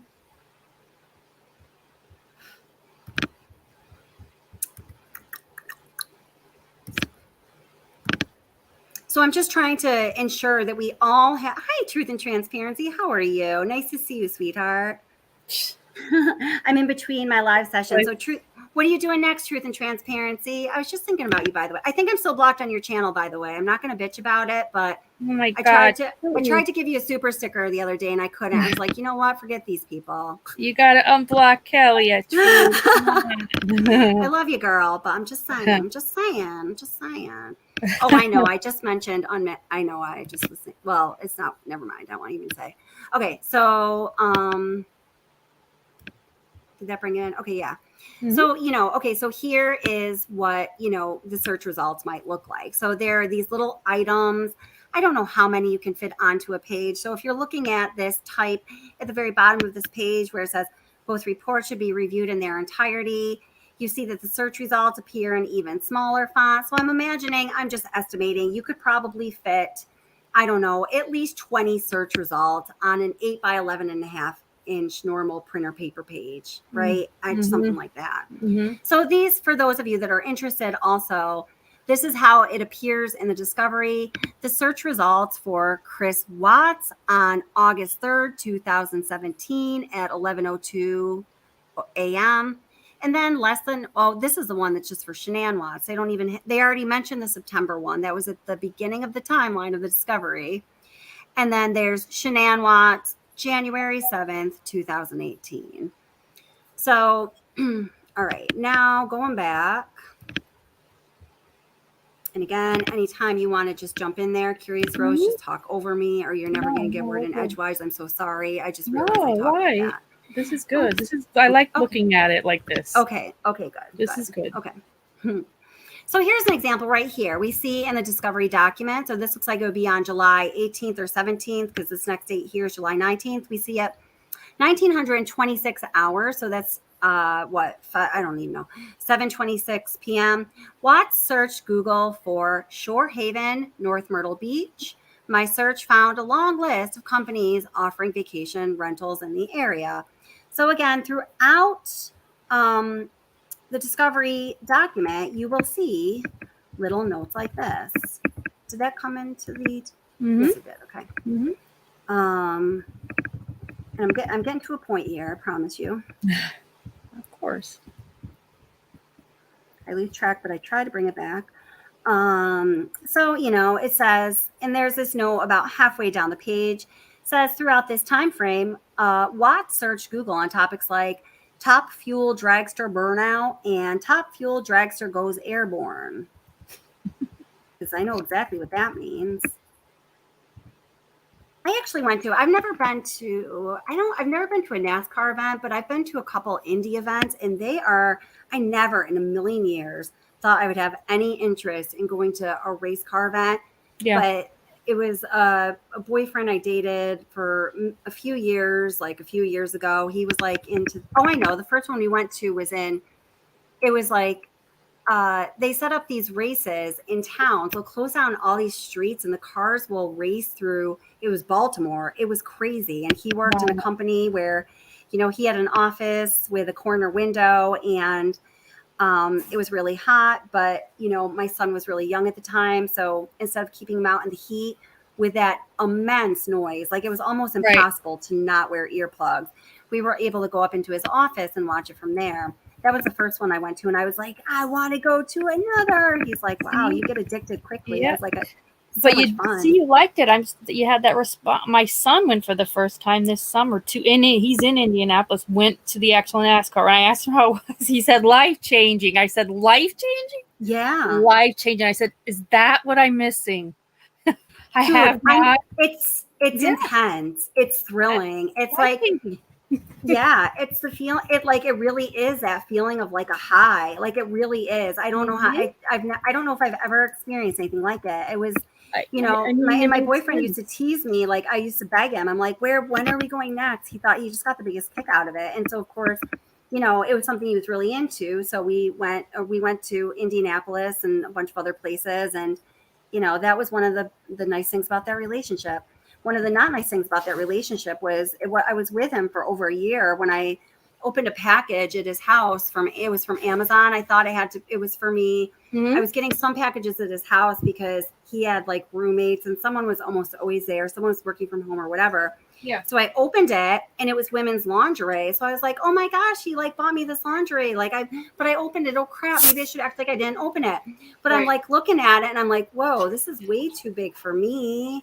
So I'm like, oh my God, he has a really fat mistress. And then I was like, and I started to put things together. It was for him. No. Yes. Oh my God. And then all of a sudden in that moment, so many things made sense. And listen, it's okay. If you're into cross-dressing or whatever, I'm okay with that 100%. But listen, the way this person presented himself, and it's not even that if I knew that about him, it's not even necessarily I wouldn't have accepted that. I'm generally pretty open-minded, but it was very clear that the person he really was and the person he wanted the world to see were so different. There were obviously some issues lying within, Yeah. I just said that on YouTube. That's freaking awesome. I'm going to regret that. It's real. It's life. But it was life. It was for sure real. And oh my God, there's so much more. Oh yeah, we're not going to go down that road though. Okay. So anyway, these little Google searches are embedded throughout the discovery. So like right here, we have 1837. Watts searched Google for a country singer named Cannon Smith and his song, Love You Like That. And this was kind of like their song or something, right? Mm-hmm. And okay. So guys, what I'm saying here is all of these little embedded mentions of various Google searches that appear in the discovery combine with the fact that Kevin Kobach says in reference to Nichol Kessinger's prolific Google searching habit that there was 153 pages of her Google searches. We have to ask ourselves, okay, well, we know that they didn't just discard all of them or say that all of them are not relevant or suited for the discovery, because we see that they appear throughout this discovery, and they are specifically Nichol Kessinger's searches for Chris Watts and Shanann Watts are noted completely separately. And what I mean by that is outside of the discovery timeline. So what does all of that mean? It means to me that they do know that these search results have value. They do acknowledge, in a way, that these search results as a whole are not worthy of being altogether redacted, right? Right. And at some point, and this is what I find really interesting, they made a decision to not include a huge amount. Why are you laughing at 153 pages? Truth and transparency. What do you know? Truth and transparency. Is there more? I'm sure there's probably more. That's all that I heard. Truth and transparency that I could refer someone to in a concrete manner. You know what I mean? So I'm trying to walk that line. But if you know more, I would love. Oh, yeah, no, she answered it. It makes sense. That means they aren't accurate if they are logically extracting data because they wouldn't be within the time frame. Yep. Thanks, Lana. That's great point. My God. Yeah, it is. Let's see. Hi, Glenna Bridges. How are you? You said, Kelly, I just got clicked off Web Sleuth. What a bunch of nut job. Why'd you get kicked off Web Sleuth? Do tell, Glenna. If you want to come up and talk about that, go for it. I'm sorry. So, let's see. Are you Genevieve? There's no question. None of us can find her question, so we just. Oh, okay. Please go ahead. Pop your question. Go ahead. I know all caps is usually not proper decorum, but I'm asking you if you have a question, put it in all caps so one of us see it. Okay. Okay. Yeah. Thank you. So, okay. So anyway, given the fact that, I'm glad Truth and Transparency just pointed that out, like the laugh out loud about it. So we know, let me phrase it like this, guys. There was at least 153 pages of Nichol Kessinger's Google search results in that discovery. And as Truth and Transparency just pointed out, because she is like really well versed in reading the discovery, and then a lot of also information that can be found outside of the discovery that others don't have access to. So everyone also check out Truth and Transparency. Can you drop the link for yourself, or can someone drop the link for Lana, please, in the chat if you get a moment? Anyone, I'd appreciate it. Definitely go check her out. She's got a lot of great information. So what we know, guys, here's my point, is that this Bizach was Google searching all the time. It was like something she did. She was a nosy little nana woohoo, I don't know. And she was always looking things up, and she was always perving around Facebook, perving around the internet, finding out whatever kind of information she could find out. Now, we know that towards the end of the discovery document, there are some mentions of her looking up,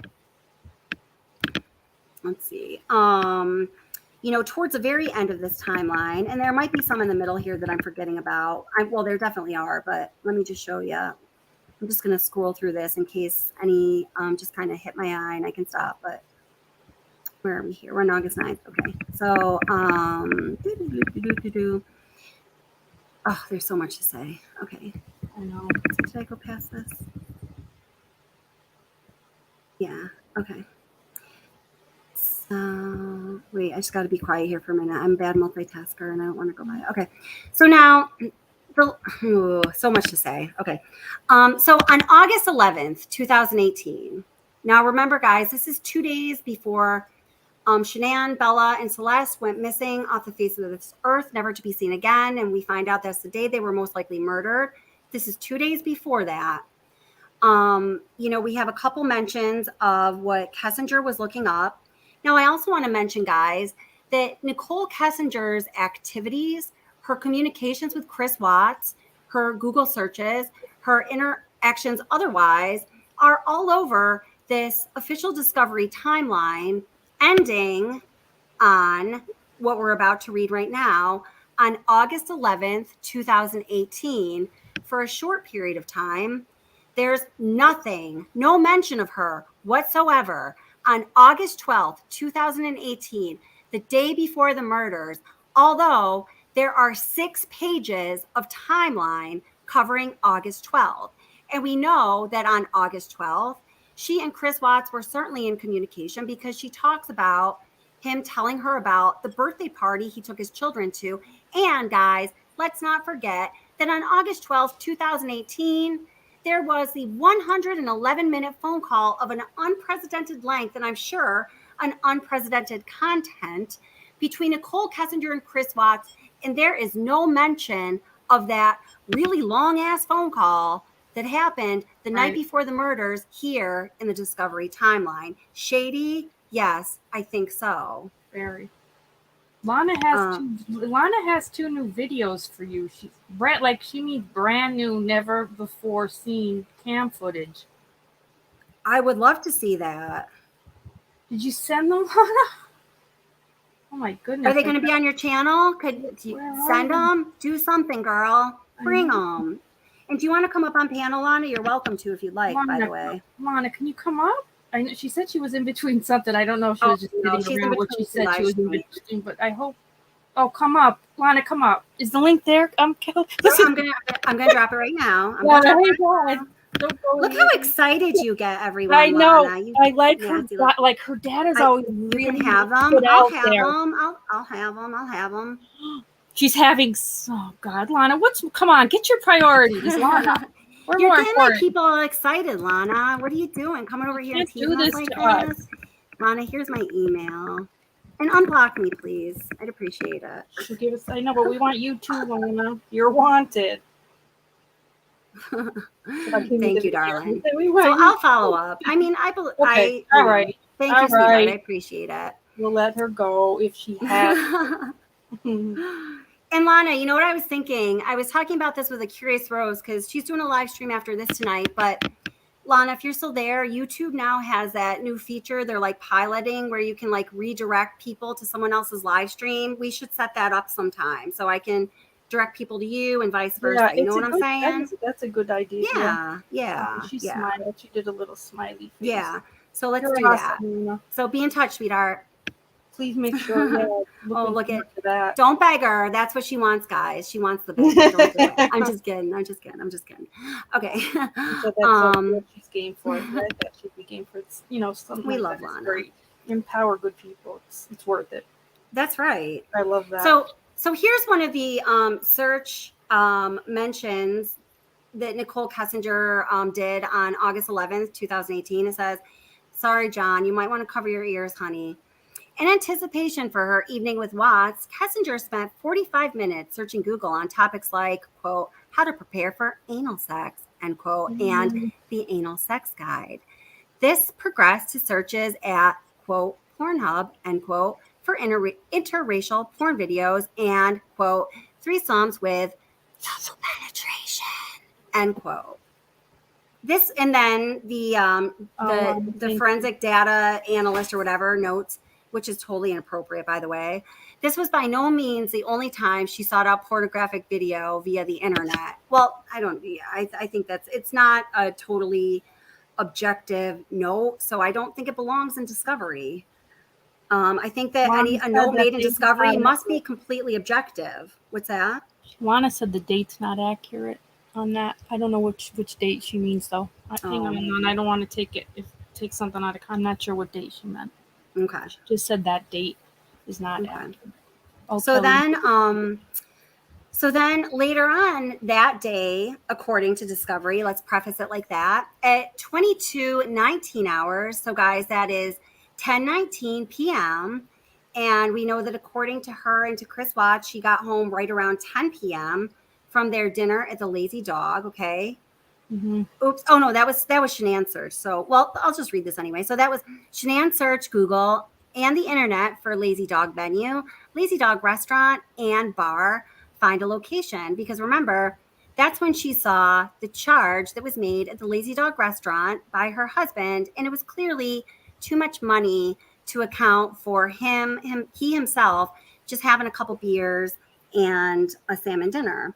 Now we see here at 22:04 hours, so this is 10:04 p.m. This is right after Empanada walked through the door after her date night with Chris.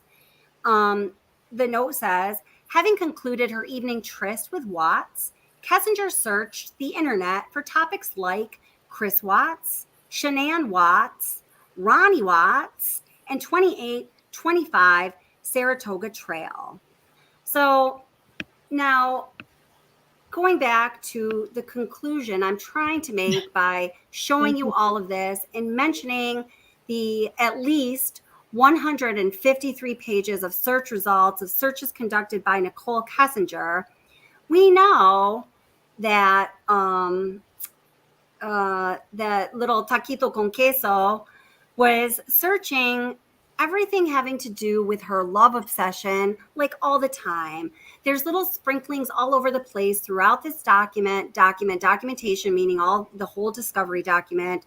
We have Kobach referencing the 153 pages of search results just from Kessinger. We have Lana of Truth and Transparency, who knows a whole lot about this case, laughing because she knows it's a lot more.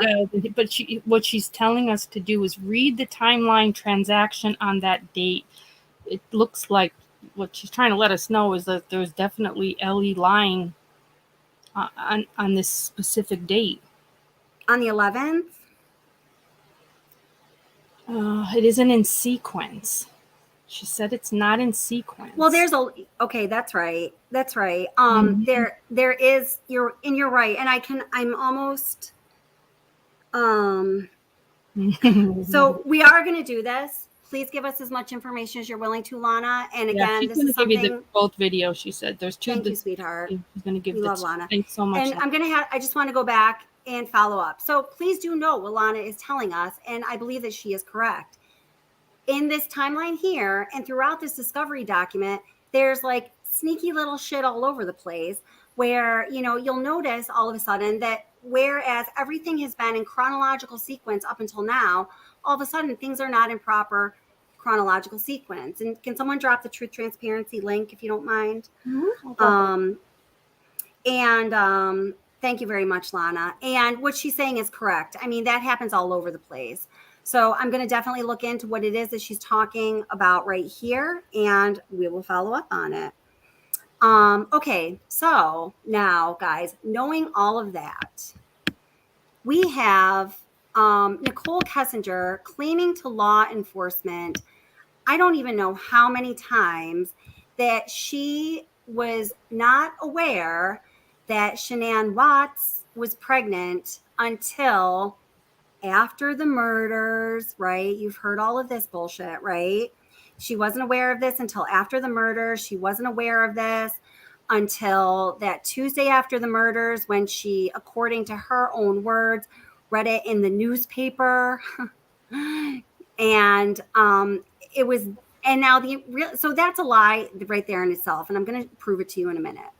But then the more important thing about that lie, the really important thing about that lie that has, I believe, or should have legal consequences, is that she tells law enforcement time and time again that the reason she deleted all of her text messages from Chris Watts and any kind of communication with Chris Watts or any trace of Chris Watts from her phone and broke her SIM card, she says, listen, law enforcement, that's because I was just so shocked and blown away and disgusted because I had just learned that his wife was pregnant. And that's why I did all of those things that could actually bring with them criminal charges if you chose to go down that route, right? Yeah. Obviously, she didn't say that because she didn't want them to be reminded of that.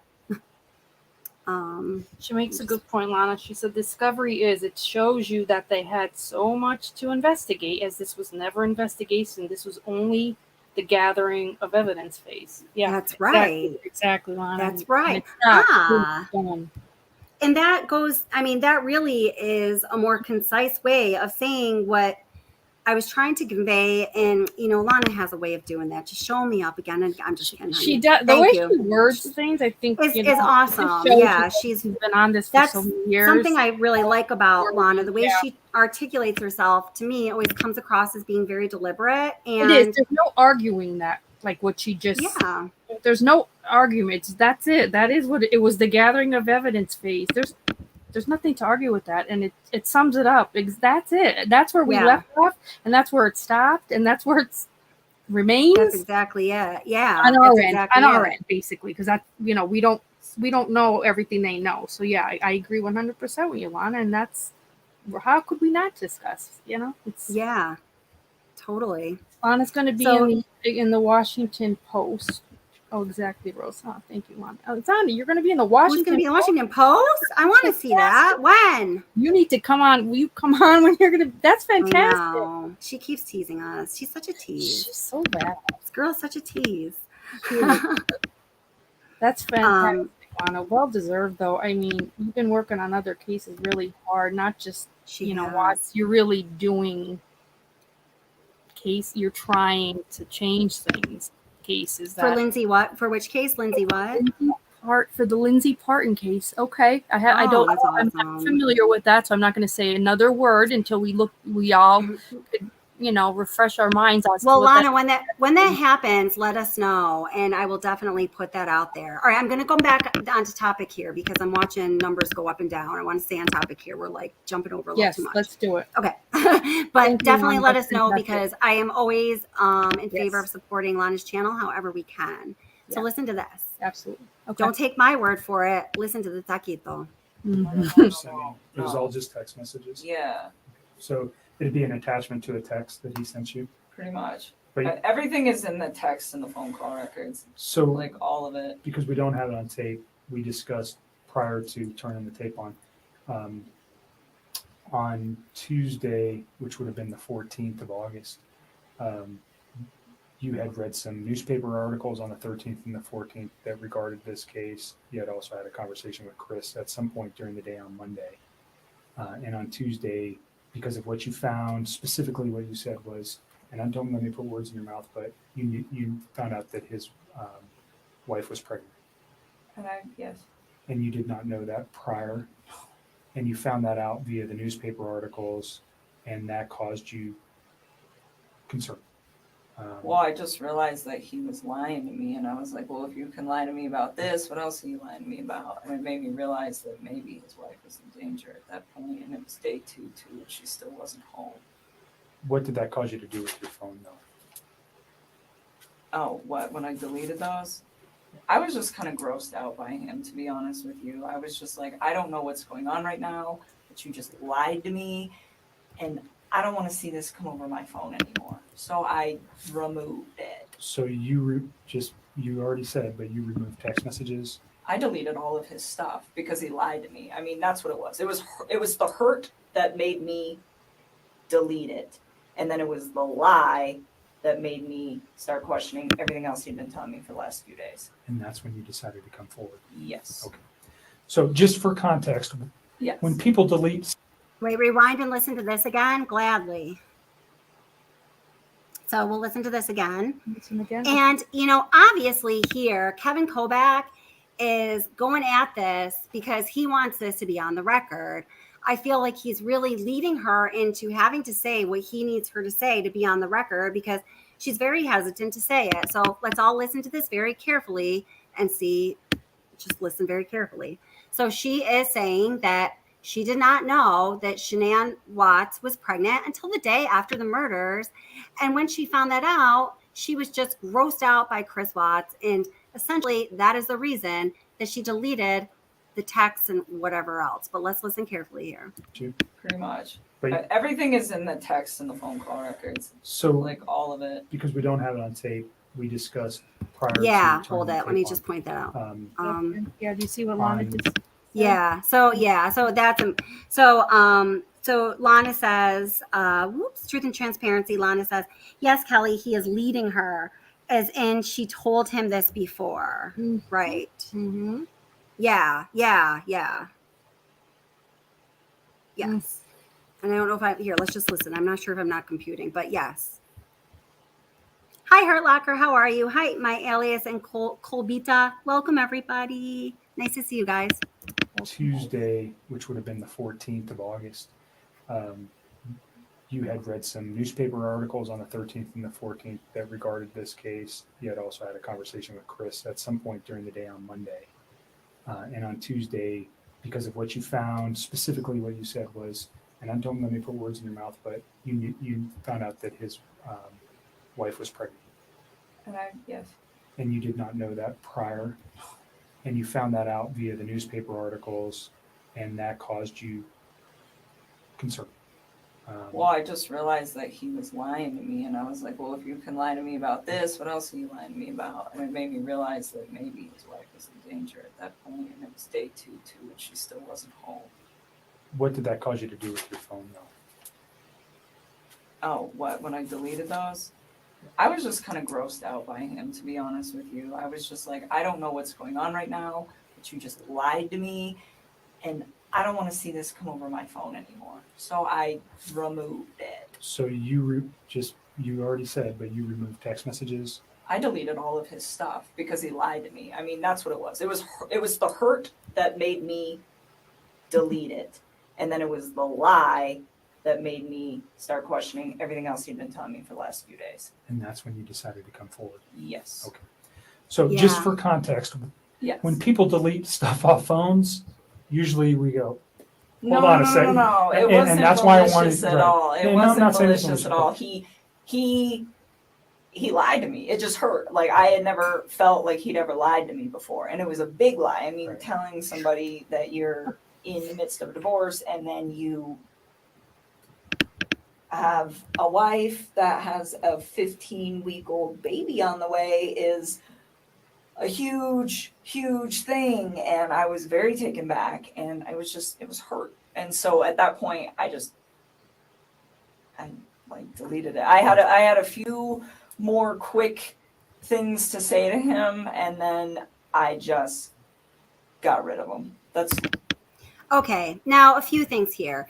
So, Sugar's Mama and Truth and Transparency, I have a question for you. And you know what? I'm glad we're bringing this up. I'm going to write this down in my handy dandy notebook. This is a question I'm going to shoot over to my dad tomorrow morning because my dad's been an attorney forever. I know that in a trial, the way that Kevin Kobach was going about questioning her and extracting information from her and getting her, I will say, getting her to say what she said, because that's what it sounded like, right? Yes. I know in a trial, that would be like objection leading, obviously.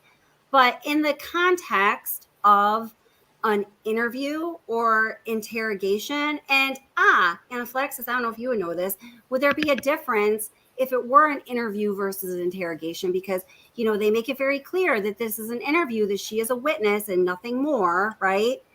In the context of an interview, then a witness interview, is there still such thing as leading? I truly don't know the answer to that. I mean, it might be in bad taste. It might come across our ear as sounding, inauthentic, because it sounds like he drug something out of her, right?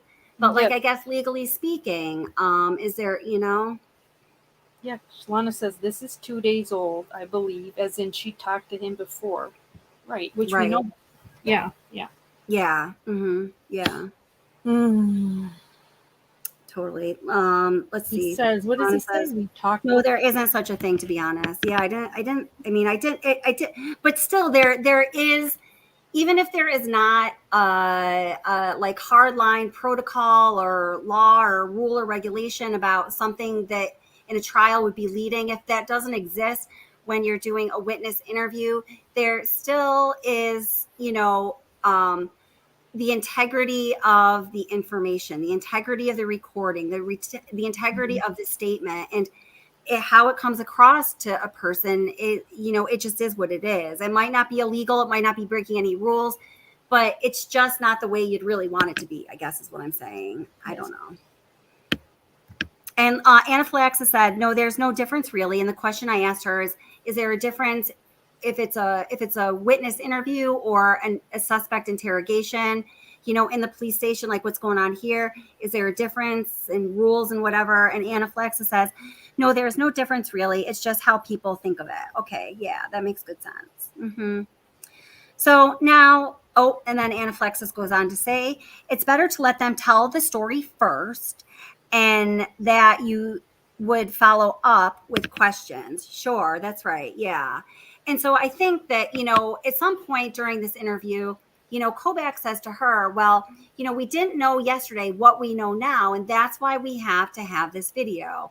So I think that, the interview the day before, that was that interview in the park with that terrible audio, there was no video accompanying that audio.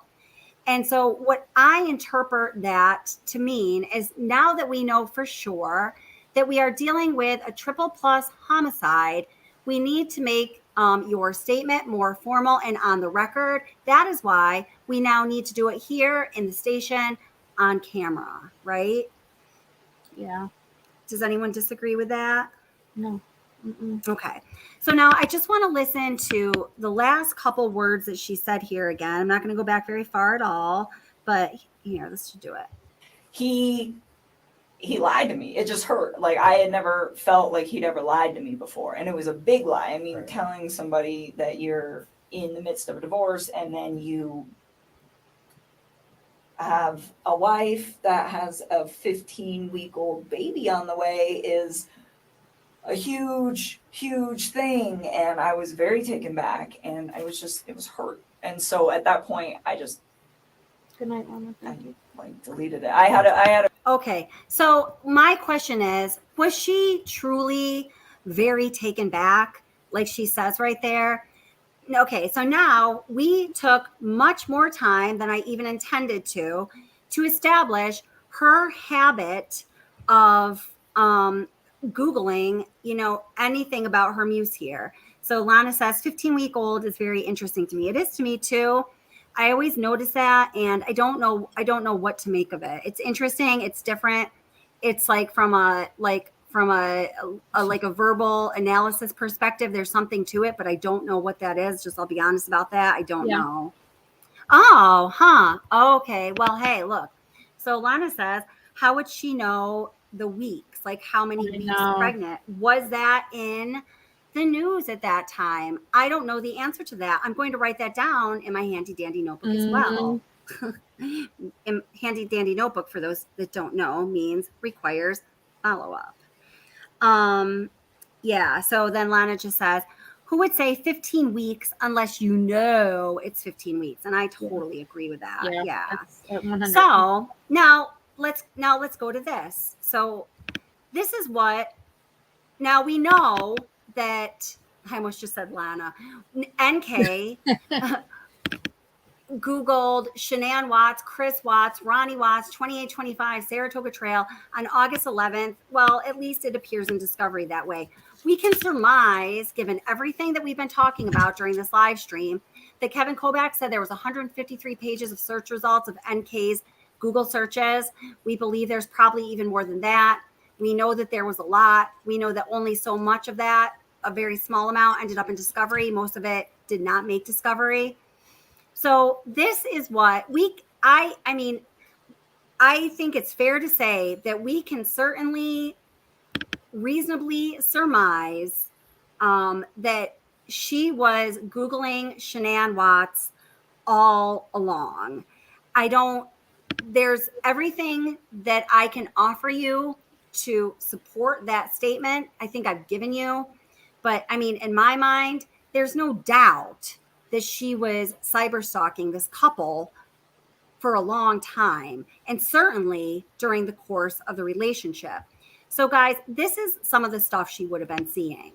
So she says that she absolutely did not know that Shanann was pregnant. And because of that not knowing, and then the knowing that happened the day after the murders, that's why she got rid of all of that evidence. And guys, that is a really big deal. So look, on June 10th, 2018, ready or not, Celeste, here comes baby Watts, number 3. And here's a picture of Bella with a chalkboard that says Big Sister 101, Cece with her thumb in the mouth, because the girls were big self-soothers. And, you know, Bella's pointing they're big self-soothers, pointing to the chalkboard. Now, guys, it was on June 11th or 12th? It's one of those dates. Does anyone know? I can bring it up for you in a minute. That we have the first record of communication between Nichol Kessinger and Chris Watts. And that is the email that Nichol Kessinger sent Chris Watts about appreciating his honesty. We're going to look more at that in a minute. Because look, on June 11th, that's when Shanann posted this. The reaction of both Chris finding out we were pregnant and the girls. Bella's the sweetest in this end. And then she posted the video, the reaction videos. So we have June 10th. There's going to be another baby on the way. And then on June 11th, we have the reactions. On June 16th, and this is right during the time when the Discovery gives us information that shows Chris and Kessinger are now exchanging emails for the first time. Shanann says, I love my sexy man. He keeps asking for things to do since he started Duo Burn. He's getting his tan on for San Diego, he said. Or is it for his new girlfriend? Again, on June 16th, the last 2 pregnancies, I never wanted to leave my house unless I had to do something. So she goes on and on about how she feels during this pregnancy. I'm pregnant is what she's saying. Right. Yeah. On June 7th, I'm sorry, honey, go ahead. No, you're right. I said, you're right. There's no missing it. It's yeah, right. That's like the whole point of all of it. On June 17th, she says, Chris, we are so incredibly blessed to have you. You do so much every day for us and take such great care of us. You are the reason I was brave enough to agree to number 3. From laundry to kids' showers, you are incredible, and we are so lucky to have you in our life. Happy Father's Day. Does this sound like a couple who's on the brink of separation? Like she claims Chris Watts told her from the beginning.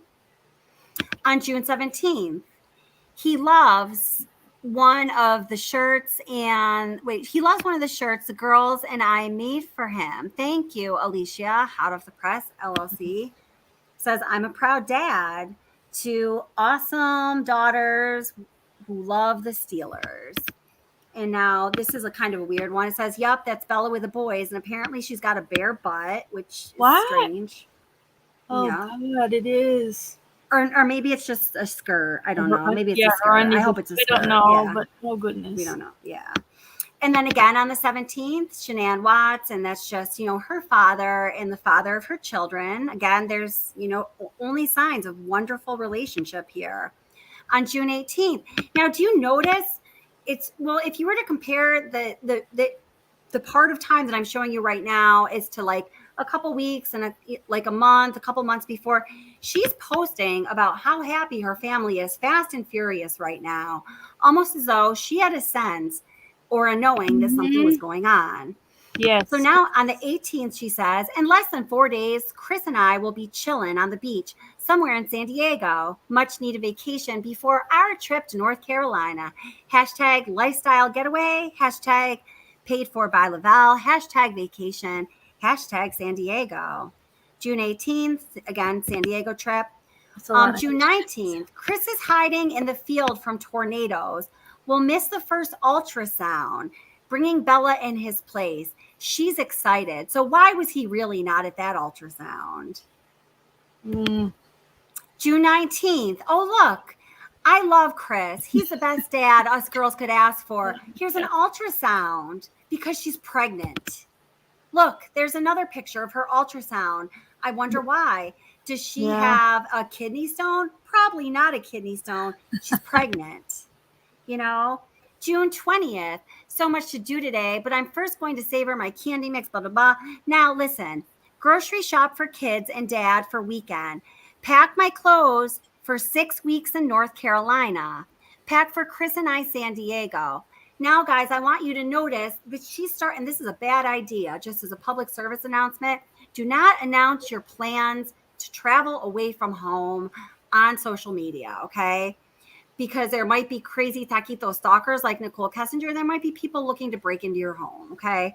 So she's saying, I'm going to be going away to North Carolina for 6 weeks. She's putting it out there, okay?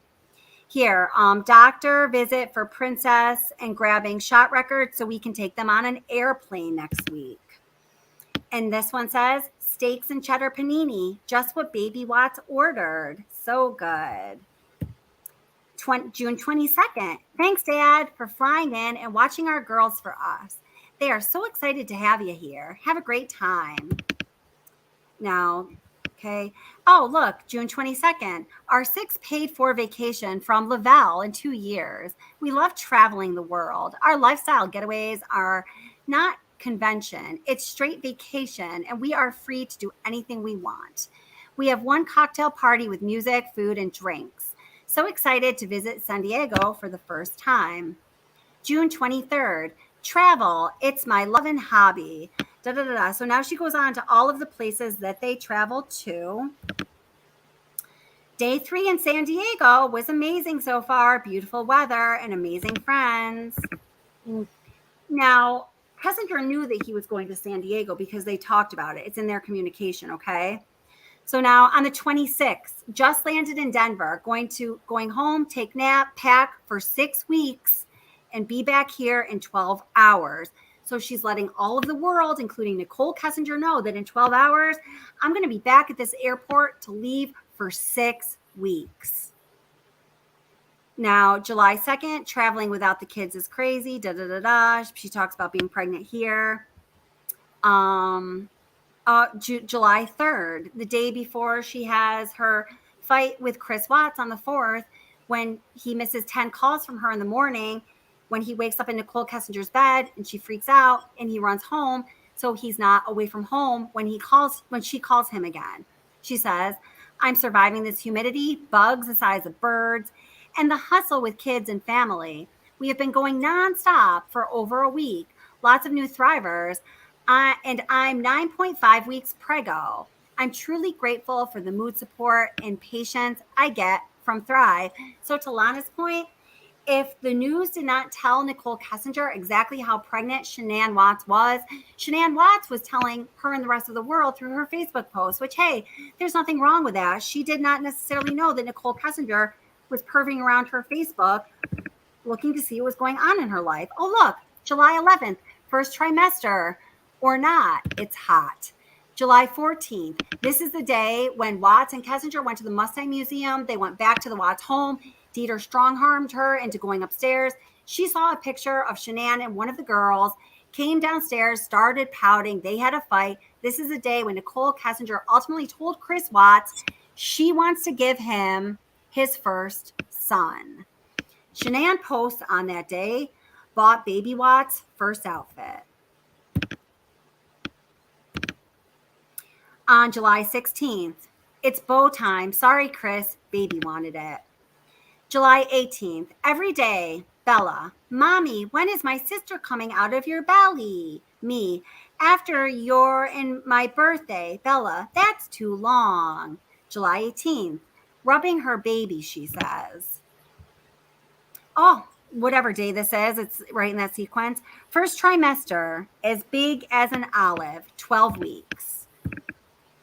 Third pregnancy, and I'm feeling really great. Not exhausted, not losing sleep, good mood, patience with 2 toddlers. I'm glad I'm thriving, and so is everyone around me. If you're not thriving, you're missing out.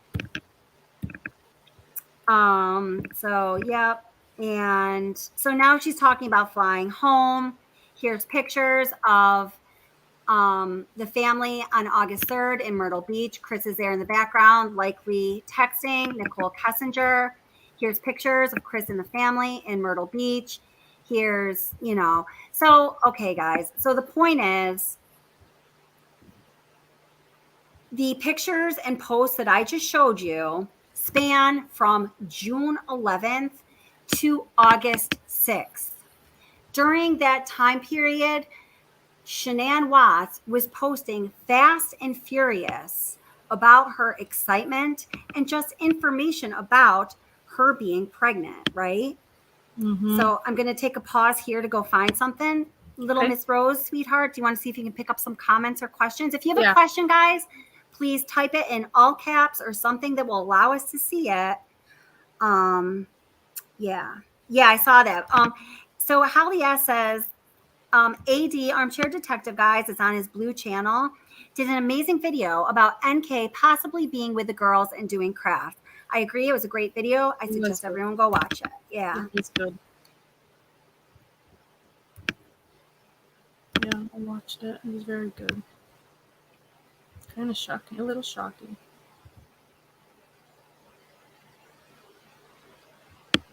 Just looking through chat now. Sure.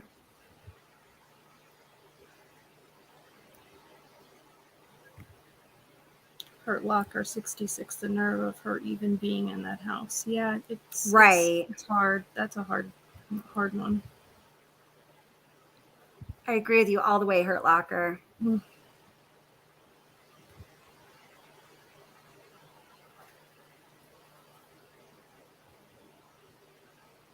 I'm just looking for something to show you guys here.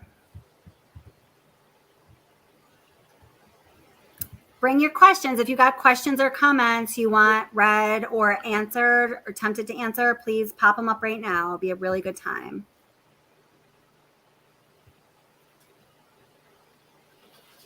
The date of the tornadoes are, I believe, the 18th and the 19th. The 19th. Right? Yeah.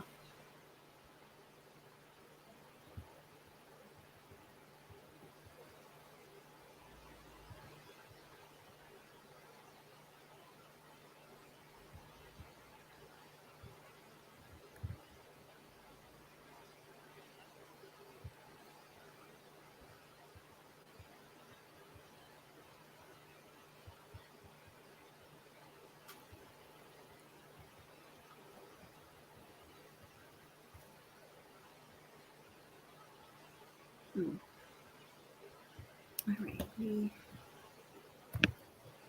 Questions, comments, pop them in chat. I need a couple minutes, guys. Help me out here. Since my video I made for this live stream didn't upload earlier. It says dry patches are not safe for pregnant women. Can you comment on that at all, Kelly? I can comment on them.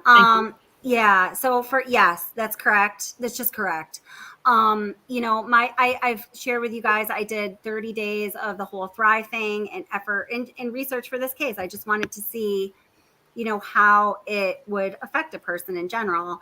I can tell you that especially the dual burn, I used it a couple days and I decided I don't think this is good for me because it was raised my core temperature to the point it made me feel very uncomfortable. I was like sweating a lot and really easily. I felt very hot and agitated. There's a thermogenic stimulator in the dual burn that would be absolutely atrocious for pregnancy. But even if you're talking the other DFTs and like the black and white label, there are ingredients in there that just is sold over the counter in their capsule or pill form are there would be a warning label on those bottles to not use while pregnant or nursing. Yeah, you're right. Thank you. Yeah, every single version of the patch would not be advisable for pregnancy. There would be a warning against it. Yeah.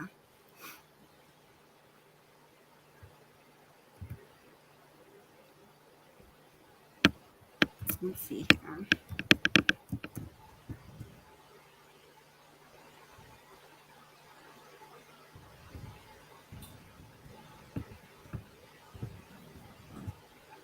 Sorry, my computer's just so slow. Keep the comments coming. Questions. Green Eyes said it made her. Green Eyes was pregnant 3 times. It's definitely not safe. It made me feel dizzy at times and got headaches. Thank you. Oh, God. I'm glad you stopped using it.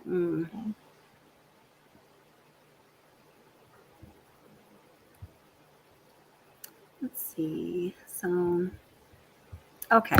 Well, let's take a look at this. Okay. I had all these communications all like put together for you in a little video. It just did not. If you weren't here in the beginning, I was having some technical difficulties. I thought it was uploading, but it was not. So I'm just going to show you what I can come up with right now. So here is this initial email from Kessinger to Chris Watts. So the beginning of the pictures that I was just showing you that were from Shanann Watts' Facebook posts. The first one was from June 11th. After June 11th, that was the first time, guys, and Facebook, Shanann Watts made any kind of mention of the pregnancy. And that was, that picture of Bella pointing to the chalkboard that says Big Sister 101. And hi, everybody that just came into chat, by the way. So glad you guys are here. And Shanann Watts says, that there's going to be baby number 3, essentially. Okay. So that was on June 11th. June 11th. That was on June 11th. So yeah. So look what else is on June 11th. Oh, I'm sorry. June 12th. So June 11th is Shanann's first mentioning of a baby being on the way. The next day, June 12th. Here's the first email from Kessinger to Watts. Chris, thank you for being honest with me this morning. Truthfulness is so underrated in our culture. Saludos cordiales, Nikki. Wow. The day after Shanann was first publicly seen posting. Oh, wow. Exactly. The day after. So then Watts responds, Nikki, I'm a straightforward guy. Lying just complicates things. I think you're absolutely stunning. And from what I've learned about you so far, you seem like an amazing person. I hope to continue to get to know you better since we have a lot in common, Chris Watts. So that was on the 12th as well. And then this next response from Nikki is also on the 12th, the day after Shanann Watts made the first post announcing to the world that she's pregnant. Says Chris, agreed. It is not always nice to find people you can relate to. I enjoy talking to you as well. I feel understood. I am looking for someone to build a beautiful life with. Seems so simple, but is so unrealistic sometimes. Build something similar to what you have done with your wife and those cute little girls. I do believe in karma, so out of respect for myself, you, and your family, I think it's best if we keep that friendship at work. By the way, I keep the conversations we have between us. Best regards, Nichol Kessinger. So let us focus on build something similar to what you have. Oops, I can't highlight it. Done with your wife and those cute little girls. Now, Kessinger, throughout all of her interviews with law enforcement, maintains that from the very beginning, from the very first time they spoke, that she and Chris Watts spoke about Chris Watts' wife and family, he was telling her that they were headed towards a separation. Yeah. So does it then make sense for her to say in an email, I'm looking for someone to build a beautiful life with. Build something similar to what you have done with your wife and those cute little girls. Come on. So now all of these messages between Watts and Kessinger that I'm reading are on June 12th. I'm going to repeat one more time because it's so important. One day after Shanann Watts posts on Facebook for the first time that there is a third Watts baby on the way. So Watts says to her, Nikki, yes, a beautiful life is something that is so hard to find in this world since people always seem to have an agenda for everything. I do believe in karma, so I agree with that as well. So much I would like to say. Any conversation we have will stay between us. No need to worry there. My work number is 72 whatever. If you need to get a hold of me in the field. Sometimes email can be tricky with my spotty service out there. I have an early morning meeting and then I'm doing LOTO for construction crew on various sites all day. So if I don't see you tomorrow, I hope you have an amazing day. Yeah. So, I mean, seriously though, it's just too much of a coincidence. There's just no, come on now. There's no way those dates could line up like that had she not been aware. And Donna, yeah, she pinged in Frederick Monday morning. I know there's a lot of information out there about that. I personally had made a video about it that I personally think, and I will not say this about all of my videos on all topics, I think it is the most comprehensive video on the phone ping that's out there. I will, by the end of this live stream, I will drop it in chat. So you should definitely watch it if you haven't seen it. And the reason I think that is because I used to work in site acquisition in the telecom industry, and I was able to get the cell tower and cellular antenna and transmission signal maps from August 2018, which are otherwise not available. So it has the information that is relevant to that time period. So that's the only reason I say that. And yeah, Elizabeth, the DA confirmed the ping was real. Yeah, the ping was definitely 100% real. Absolutely, positively, for sure. Now there's more. Well, I mean, there's always more, but unfortunately, there's always lots. Oh my gosh. Oh, wait, but you know what? Oh, I wish that video that I was trying to make you guys had uploaded. That's okay. Does anyone have any questions or comments thus far? No, I'm just checking now. Thank you, We're dear. caught up. Everyone, give it up for Curious Rose. She's wonderful. Love having her on the channel. And our Kelly for all this. This is intense. This is a lot of digging on your part, having to find all of this and put it together so clearly for us. Thank you for this. This is you're welcome. This actually, I appreciate that because this was a lot of work. Like I was saying in the beginning of the live stream, that I feel as though we have been served all of this information in these little piecemeal bites. But when you take the time to put it together, which for me, who's a single mom and has a full-time job and this side hustle and that side hustle, and I'm raising my rabbits and blah, blah, blah, blah, it's a lot of work. But for a freaking law enforcement agency, this was nothing. Nothing. Right. You know what I'm saying? The sad part. that's yeah. Here we are, how many years later, doing their job. Yeah, I know. Basically, And as that is as how I much feel as we about can. it. Yeah, as best as we Yeah. can with what we have, and what we don't have. Gosh. Let's see. Well, you know what? I was actually going to go in one direction, but I'm going to be putting out a video about the Thanksgiving live streams for 2017 when someone was throwing up mean faces in Shanann Watts live stream. So I'm not going to go down that route here in the live stream because I will be posting a video on that shortly after the live stream. The video is already created. Right. I just have to get technology to agree with me to upload it to YouTube. So I'm going to skip that because you guys will be able to watch that shortly after this live. And I'm going to instead, well, let me see if I can get it first before I speak.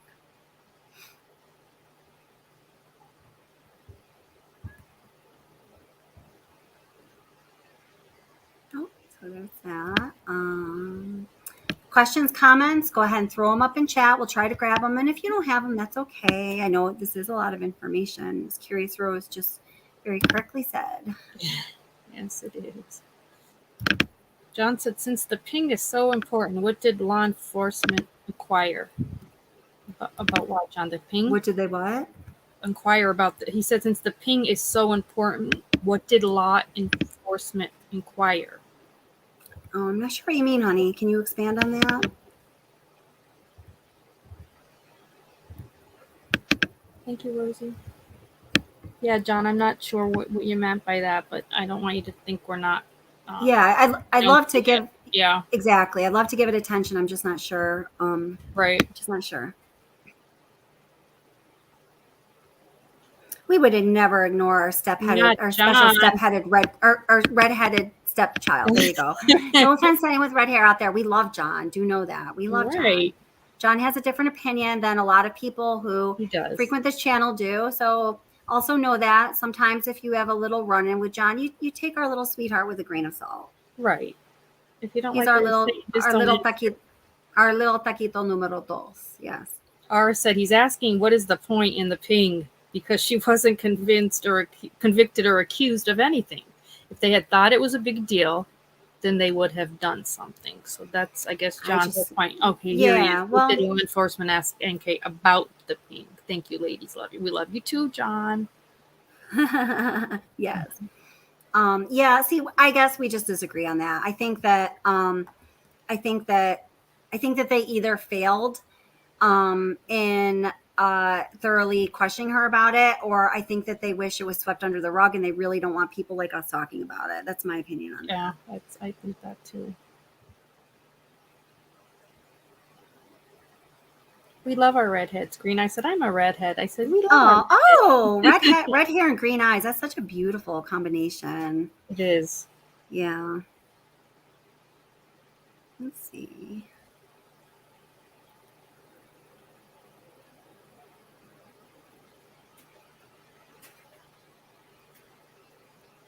We can see you have, yes. Yeah.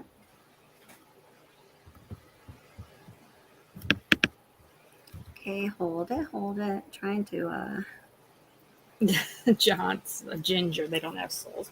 Yes, you do. Play it like you're not. You don't have a soul. You know you do. Let's see. Mary said her bombshell evidence, in my opinion, was she was checking up on CW and saw him carrying garbage bags to the truck. Possibility for why she could have been there in the morning. But, you know, an idea. It's definitely something. Yeah, that's similar to, I don't know, Mary, if you've seen the armchair detective theory on that. And I think he, comes out with a pretty good and comprehensive theory on that. And he says that the reason, and I never heard anyone reason things out like this before, and I thought it was pretty brilliant. The reason that they don't ask her about the 6:16 a.m. ping on Monday morning is because she knows that it's there. She knows it's a big deal, and she beats them to the punch. And she says, hey, listen, I was just being a jealous little taquito, and I was like stalking him, and I was sitting outside his house. And listen, guys, when I was stalking him outside his house because I was jealous because his wife was coming home and the taquito does not like that, I saw him carrying out garbage bags to his car. Like, what's up with that? You know, and then his theory is that she then, you know, kind of feeds law enforcement this story that includes the garbage bags and all of that as a result of covering her ass, you know. So I don't know. I mean, that it's possible. Certainly. It's possible, right? So, okay. So since the phone pings were such a big deal, and I've seen a few people ask about what's that? It's a good poll to take. Rosie said, questions. How many believe the ping was important? Oh, yeah. I actually will make that a poll. I'll That's go. A good poll. I like that one. Hi, DC Prime Time. I am going to play part of my Nichol Kessinger documentary or whatever, the part that comprehensively covers the ping. I think it's like 15 minutes. So if you're like, I've already seen this, I understand. And thank you so much for being here. I appreciate everyone so much in chat. So I'm going to play this and then I will come back in. Okay. Mm-hmm.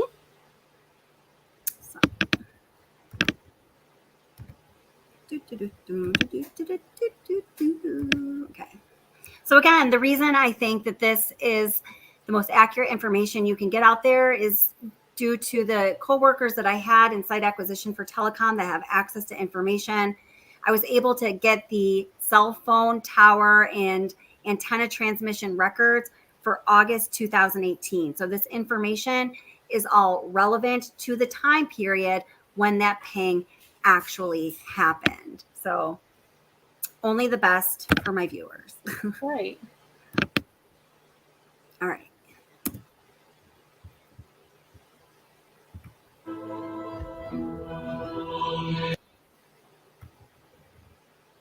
Let's see. So much for coming out here with me, Christopher. I'm having a wonderful time. You mean a lot to me. And I'm glad that you're having a blast. I don't want to do all this intro. I'm so out of breath. Oh, whatever. I start talking in a minute. I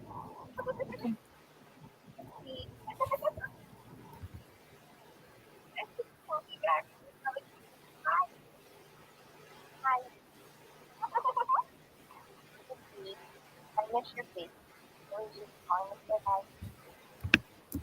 Oh, and by that way, I'm not sure who suggested it, but thank you very much. I'm putting the poll up right now in the community tab for the channel. So if you want to weigh in on was that ping important or not, that poll will be up on the community page in about 5 minutes.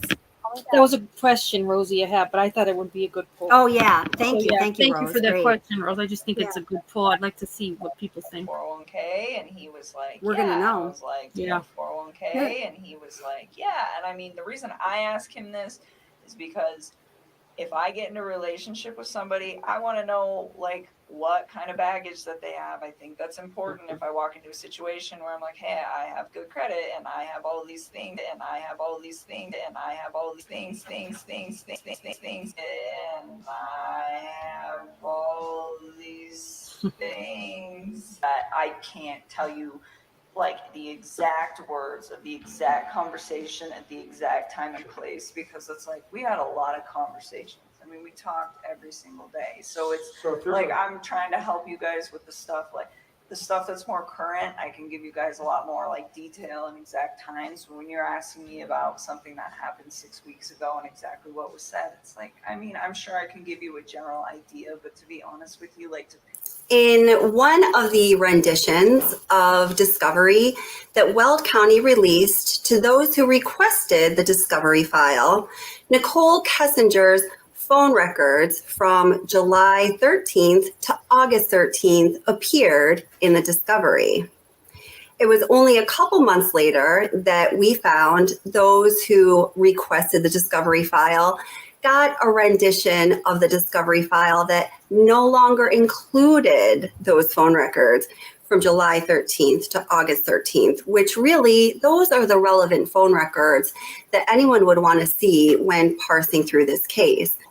after August 13th, really the only interesting things that happened on Nichol Kessinger's cell phone were her searches asking if police could find deleted text messages and some other shady things. Because remember, or if you don't know this, let me tell you, that Nichol Kessinger deleted all of her text messages and any interaction record that existed on her phone between herself and Chris Watts. Apparently, she did this on Tuesday, August 14th, and she says that's because she just learned on that day that Chris Watts' beautiful wife, Shanann Watts, was 15 weeks pregnant.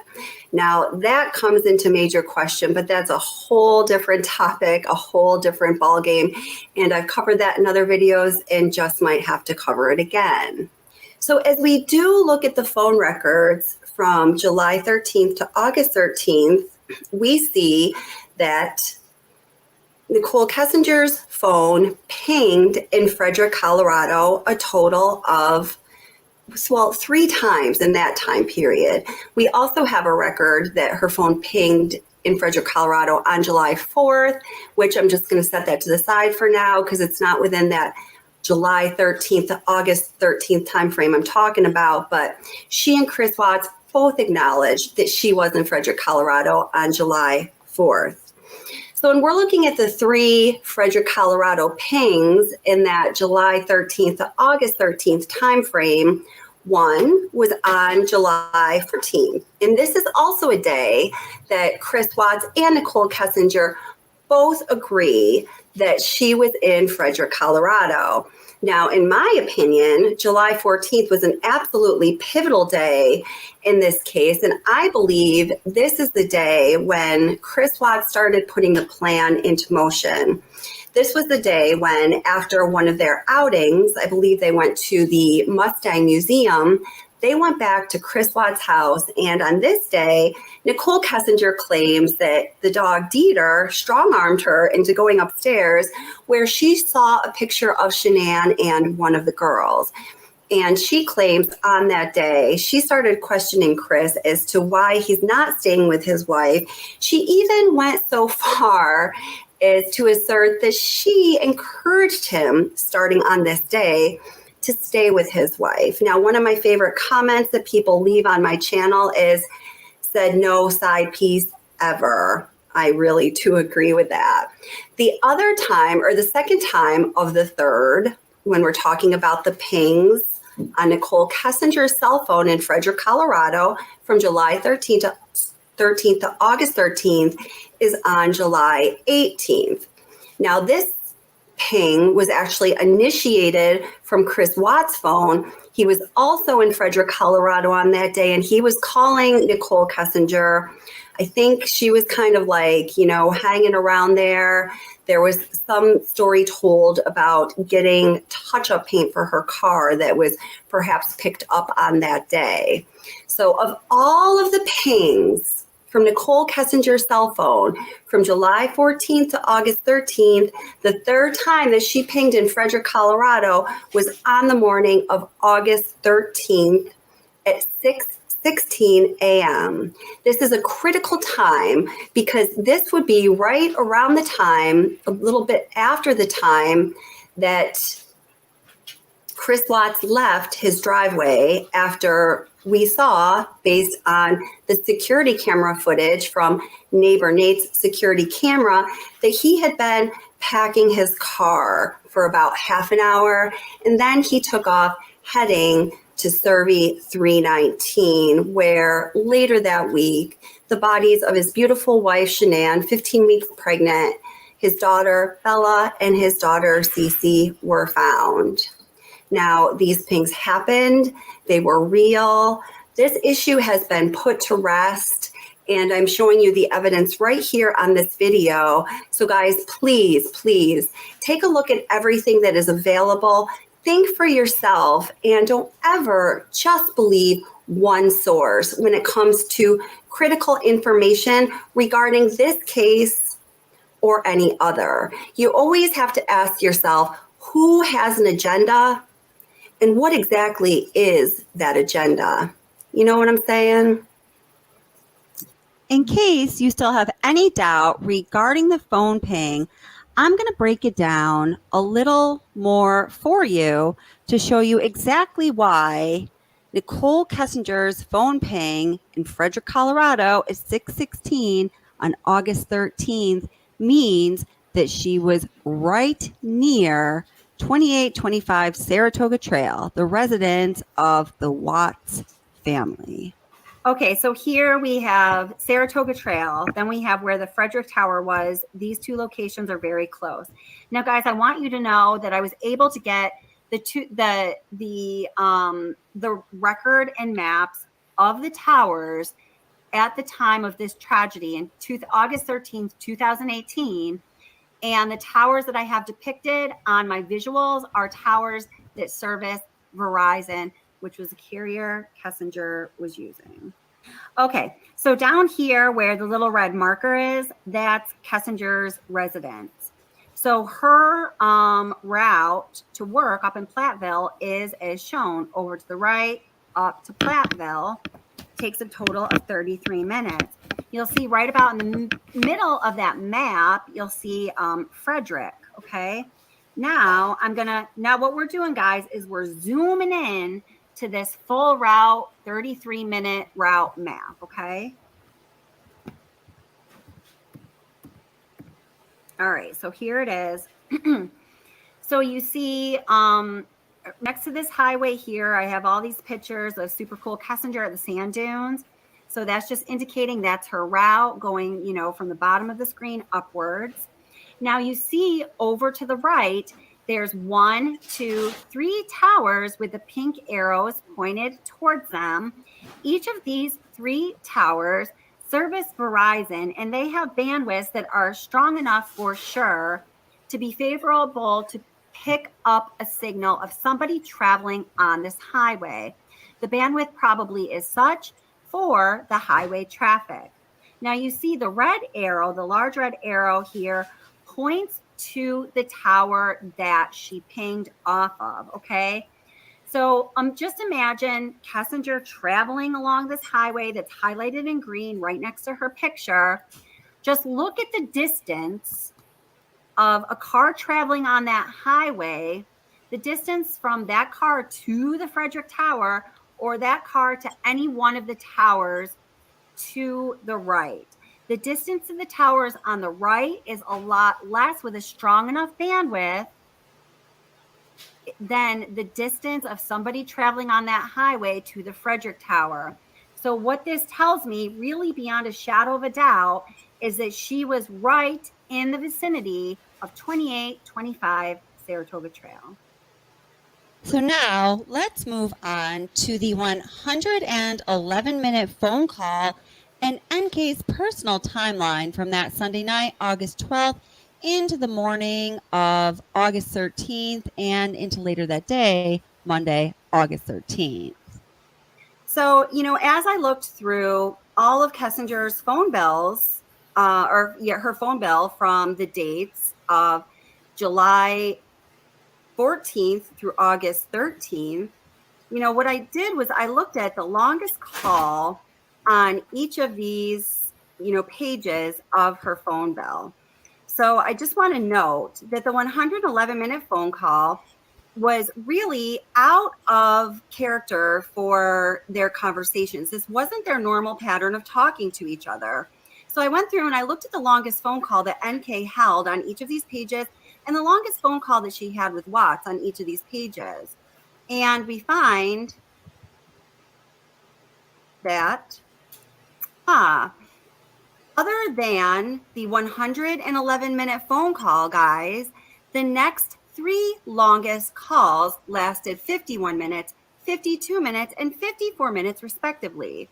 So you see, that's a really long phone call. We could probably say, because there's only a short period of time that we don't have their phone records, according to when they say their relationship was occurring, it's probably safe to say that was the longest phone call that they ever had. So even when you look at this little ping information, this little, you know, unofficial timeline here, we see that their 111-minute phone call, pointed to by this big red arrow, starts at 9:28 that Sunday evening, August 12th, and it ends at 11:19. There's no activity on NK's phone until the 6:16 a.m. ping the morning of August 13th, we see right here, when she had a 1-minute phone call to her friend Jim, is highlighted in yellow. The next activity, guys, on her phone was not until 2:28 p.m. And that call was initiated in Platteville. That's where she works. And again, this is a very unusual pattern for NK to not have any activity on her phone throughout the whole day. So now I also told you guys that the 111-minute phone call was conspicuously missing from the official discovery timeline. So just let me show you what I mean here. So here you see where this is the official redacted discovery. So you see right here in the middle of the page begins August 13th. Well, if you just go up a little bit, you're going into August 12th. Now, I want you to see how they included like everything that happened on August 12th. Everything that Chris Watts did on August 12th is in this discovery. Look at this, is a lot of information as compared to the other dates in the official timeline in the discovery. It's like 5 or 6 pages long, okay? So look, August 12th starts right here. We have everything that Watts did starting at 7:32 a.m. that morning, okay? So now if we go back down, or up or down, I'm scrolling down, but we're going up in time, right? We get to the evening. So at 21:13, so that would be at 9:13. We see that Shanann sent a message to Addie explaining things. At 21:29, which is 9:29, we have Shanann made an unanswered call to Watts. Well, the reason that likely is, my friends, is because a minute before that, at 9:28, or in military time, 21:28, that's when that 111-minute phone call began. There is no mention of that phone call here in the official discovery. I just find that to be a conspicuously missing piece of information. So I don't know if anyone has any comments or questions about that. I'd be interested to know what you think about that.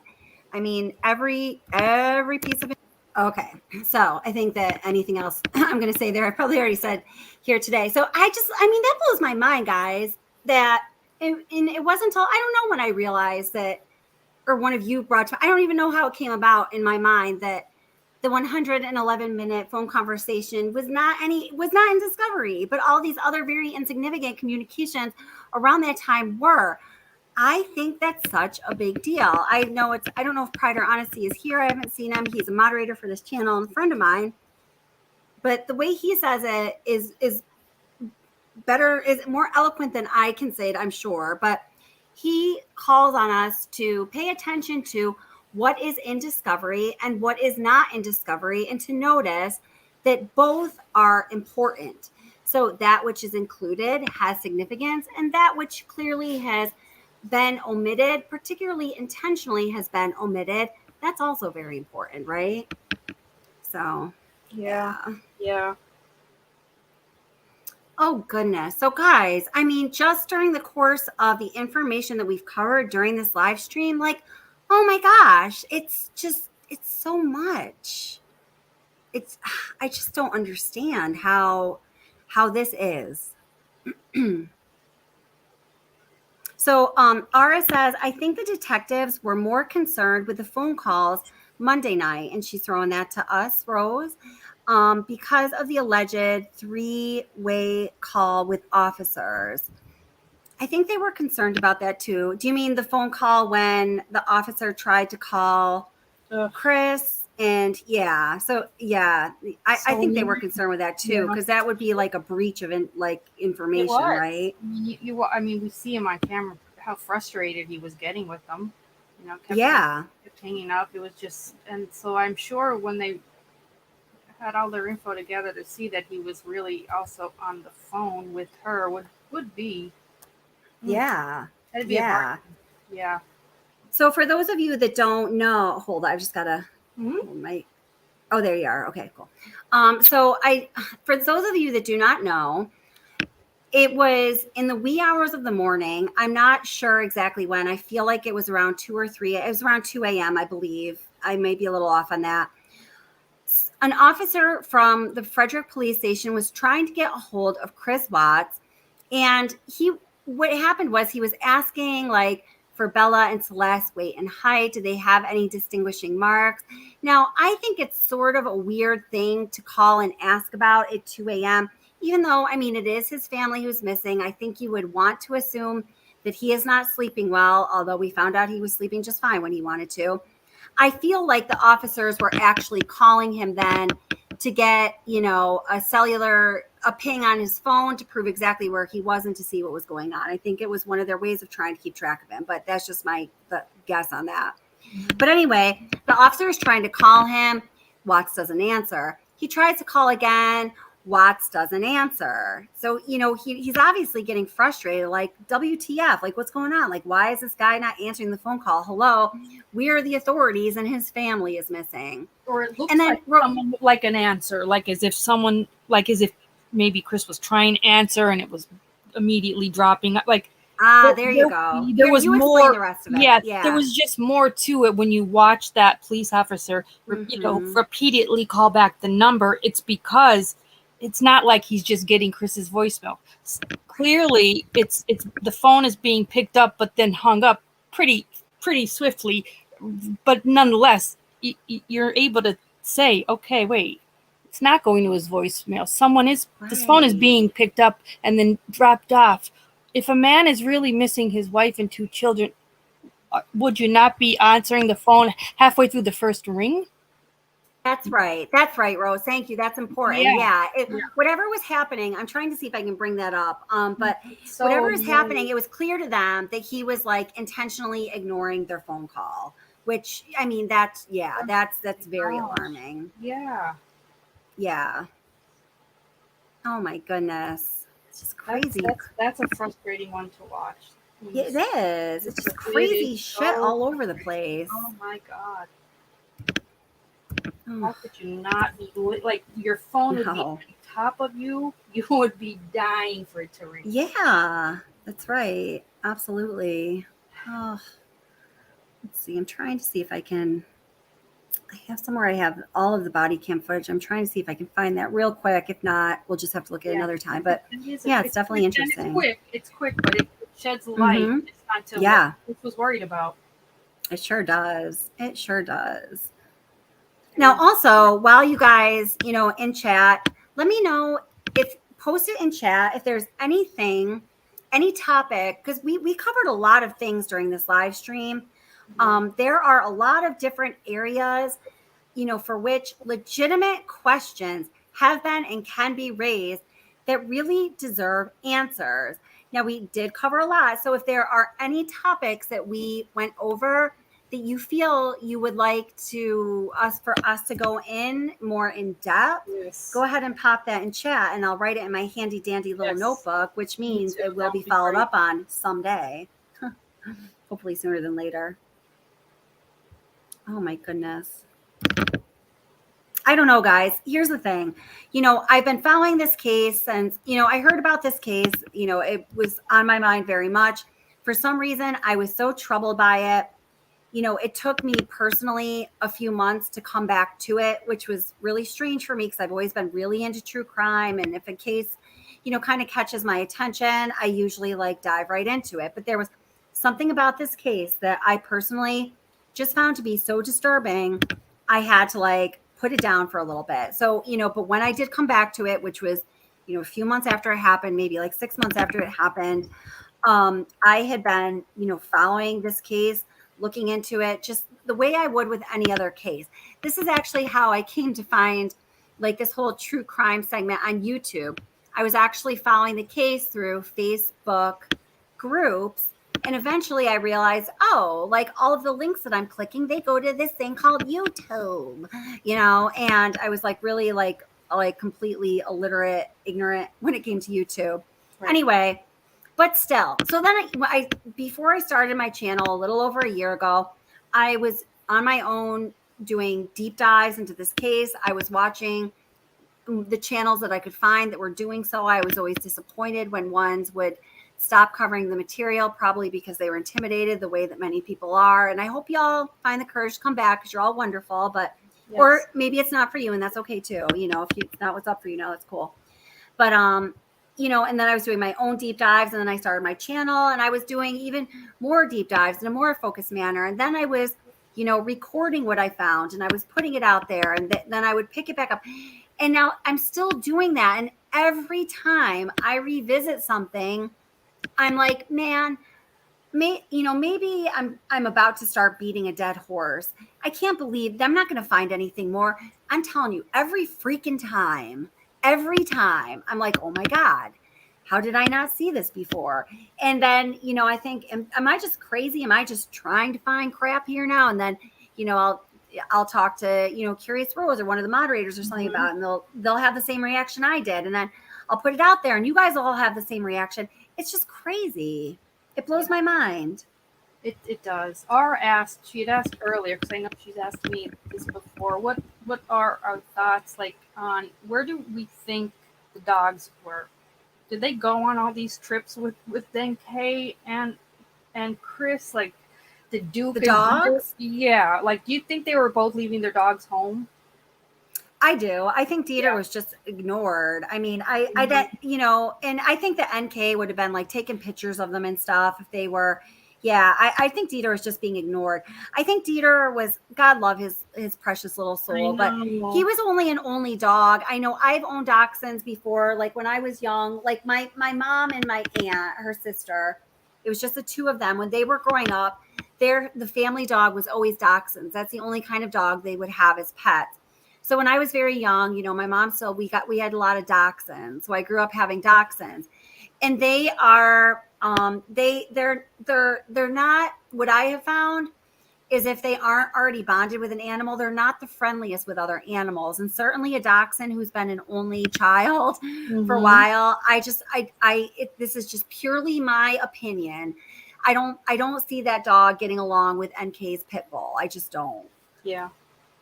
Yeah, so but I could be wrong. It's every single night. Then he said he didn't sleep home all of July.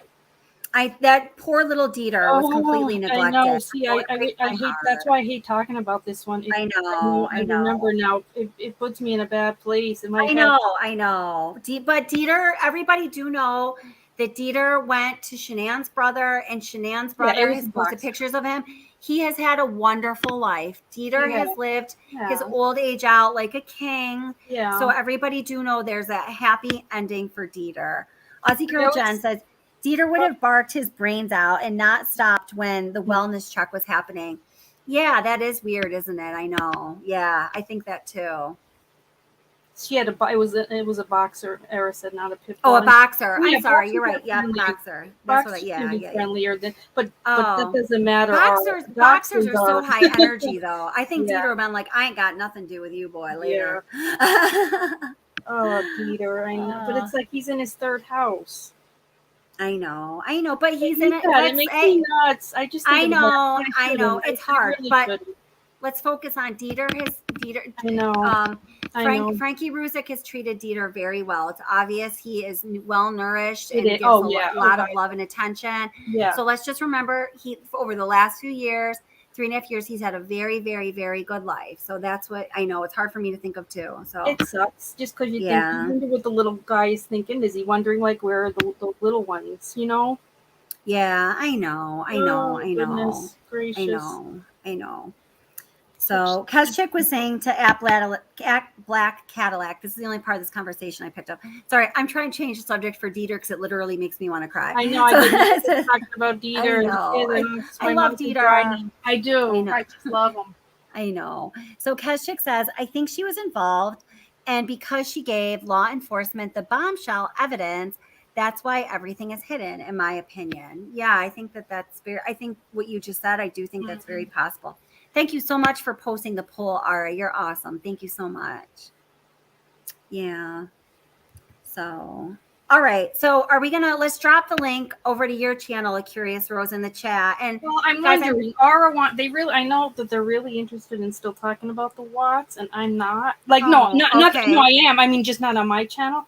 I have no problem with Aura doing hers if she wants to. Like, let them decide whatever they want to do. I'm sorry, guys, and I apologize because I had this live stream scheduled for last night, and quite honestly, I had like a lupus flare up. I was not feeling very well. I slept for an insane amount of time, and I just could not do the live stream last night.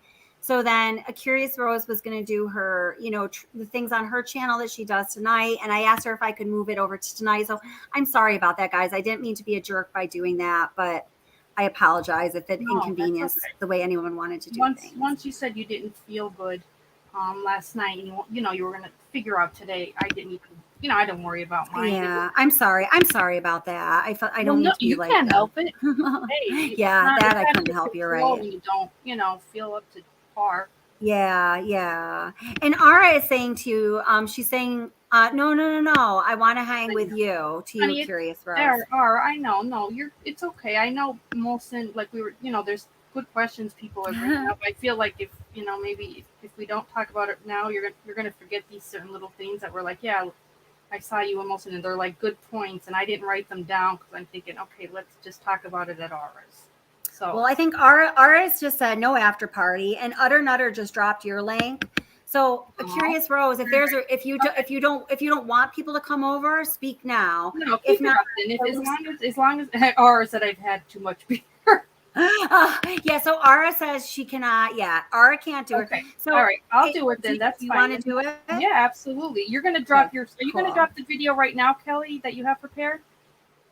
Can we watch it? Oh no, it's not. No? It's not even uploaded. But I will text you when it is uploaded. It takes forever. Yeah. Well, I can't. I don't even try to do it when I'm doing a live stream because my computer's so slow. It'll take up too much energy. Oh, okay. So it should probably only take like 10 minutes. But I'll text you when it's up, though. Okay. Yeah, because I'm anxious.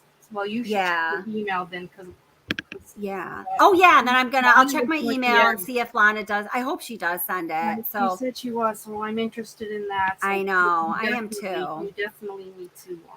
So here, I want to drop the link to your channel too. Okay. So A Curious Rose, do you want to tell people what it is you're going to be doing on your channel? Well, we were going to do. I told Molson just to pick trivia, for Father's Day. Let him decide what he wants to do. Just kind of fun, whatever things. If questions come up though, regarding what we were just talking about, as long as we can answer them and we don't have to deep dive an entire live to it, I'm okay with it. It's just the entire lives on Watts I don't do, so I don't want anyone to feel that. Yeah. Now tell me, is it true, A Curious Rose? Some people come to your channel that don't necessarily want to talk about true crime the whole time, like maybe a little bit. They do, and that's why I did the channel. Be careful. Just be careful of that, guys. Right. Okay. That's why I don't like to get too off track with it. If I say we're going to do other things, I stick to still doing other things. So I just don't want anybody. Hers is not purely a true crime channel. So what I'm saying to you guys is, everyone be cool. Do not offend her other viewers. Don't do that to our girl Rose, okay? Thank you. And thanks everybody for give me about 15 minutes to get into StreamYard and just upload the notification link, and then you guys, I'll see you over there. Cool. Thank you, Kelly. This was a lot. No, thank you. It was a lot.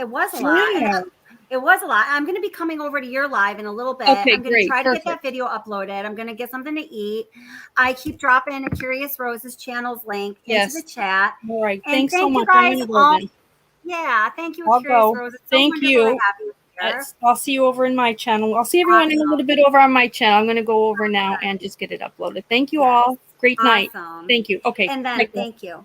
And then I'll be a bodyguard. You're so funny, R. And thank you so much, moderators. You are so wonderful. I want to do something really nice for you guys soon. Thank you so much for everything you do, and for the subs and the members and everyone who's here. Thank you. I just really, really appreciate it. You guys are freaking amazing every single time. I am going to be scheduling a members only, just something or other. I might even do it tomorrow night. And the reason is, guys, I don't want anybody to feel like off put or anything if it's like a members only thing. I'm going to drop the membership link in the chat in a second if I can find it. It's $2.99 a month, but I understand. I know, like, sometimes like it's hard for people to do $2.99 a month. I've been there. I used to do like membership waivers or whatever here. Like if somebody, I just asked if somebody could just send me an email, say, can't really afford it now, and I will give you a free membership. What was happening was, it's not just that I can like go in and press a button and say, give this person a free membership, because YouTube gets a little cut of that small amount of money. So I was actually going in and buying these persons' memberships.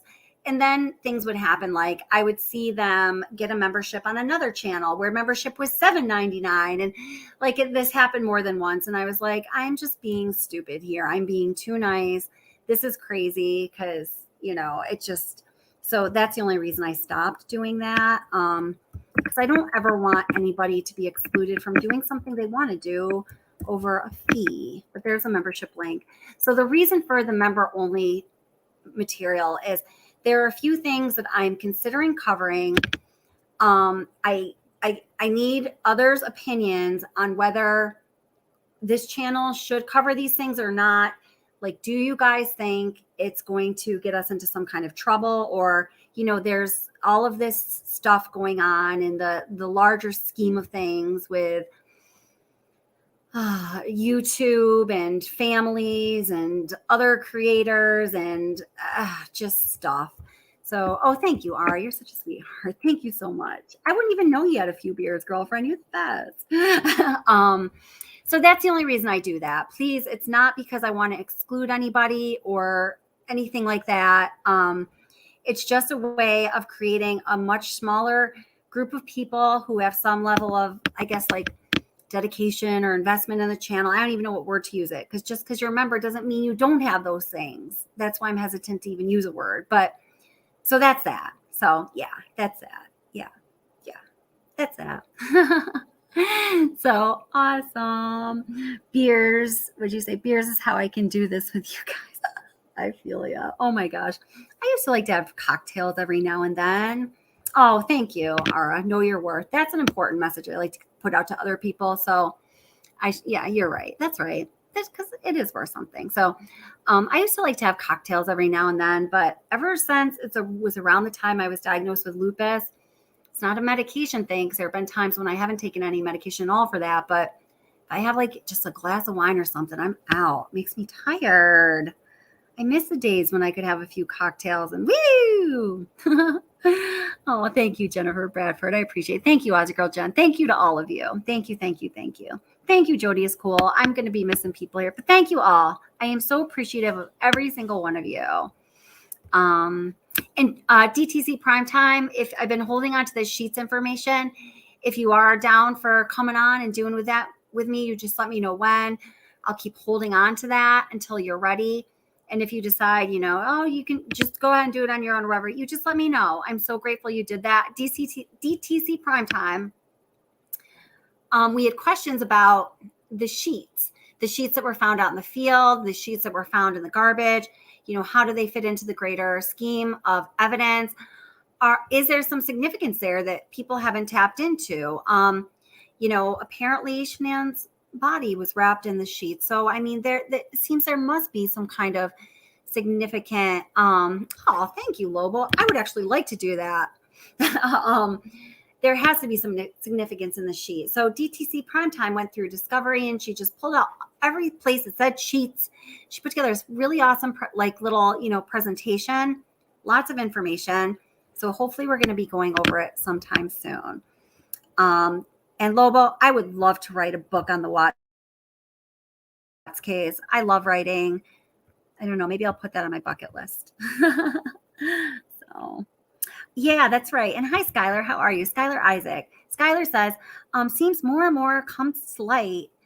It's crazy 4 years later, right? I know it is. And man, I've got to tell you guys, this more and more that's coming to light, it's all authentic. None of it is disingenuous. At least it's presented on this channel. And sometimes I'll put something out there and I'll be excited about it. And I will not have known that somebody had covered this 3 years ago. And that's how it is too.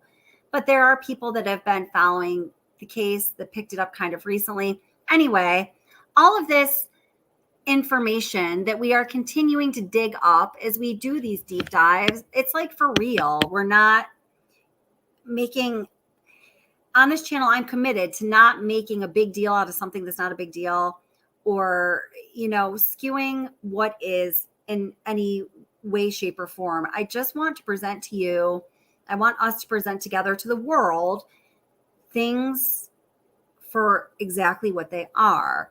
And even when we're doing that, just presenting things in a not hyperbolic way, just this is what it is for the sake of what it is, there's so much. So, you know what? My earbuds are telling me I've got to get off. So, Nilda, yeah, absolutely. So, first thing is email me, and then I can give you my phone number. I just don't want to, you know, put my phone number out there. Like the moderators and some other people on this channel all have it. I trust them, but I definitely don't want to put it in live chat. So, first thing, email me and I will get back to you, and then we can go from there. And I can't wait to hear what you have to say, Nilda. That's awesome. Yeah. Yeah, there's my email for anybody that would like to get a hold of me for whatever reason. I tend to get behind on my emails.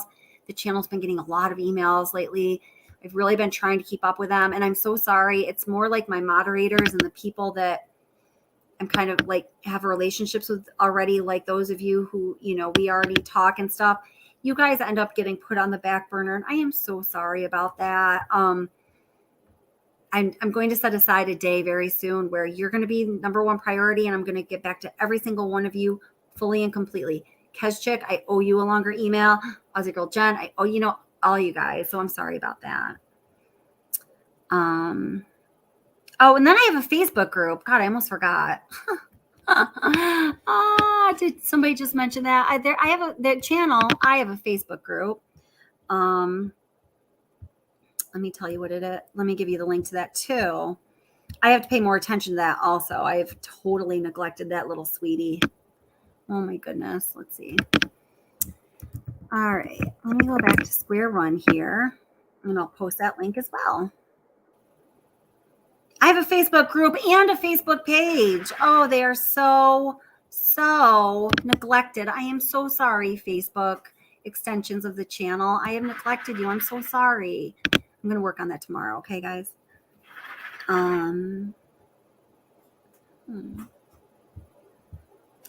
see, about. It should be on the about page.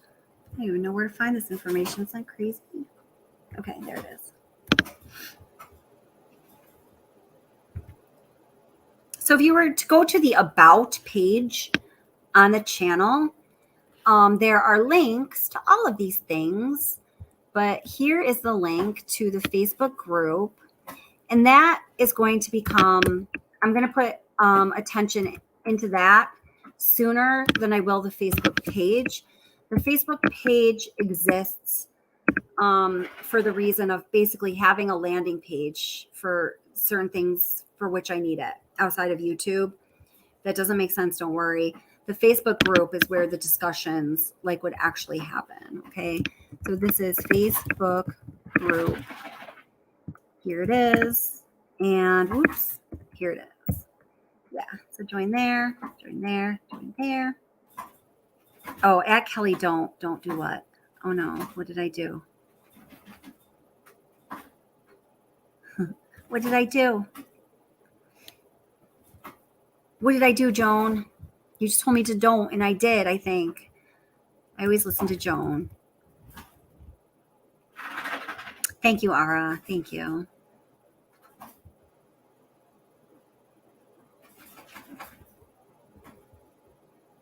Okay. All right. So, okay. Oh my gosh. Guess what? My earbuds are like kicking out on me. So, oh, thank you. Yeah, you're right. Thank you. Thank you. Thank you guys so much. Tell me when to stop. No, I love you, Ara. You're so wonderful. Thank you. Thank you. I just love you. You guys are awesome. All right, guys. Yeah, and your own channel links or whatever. If you want to put them here in the chat towards the end of live streams, I'm always cool with that. So, yeah. All right, guys. Thank you so much. Everyone be safe. I'm going to go over to Curious Roses in a little bit for a little time. I'm going to try to upload that one video first. I'm going to head over there. All right. You're awesome. Thank you so much. Keep drinking your beers, girl. You're funny. All right. Nighty night, everyone. Be safe. I love y'all.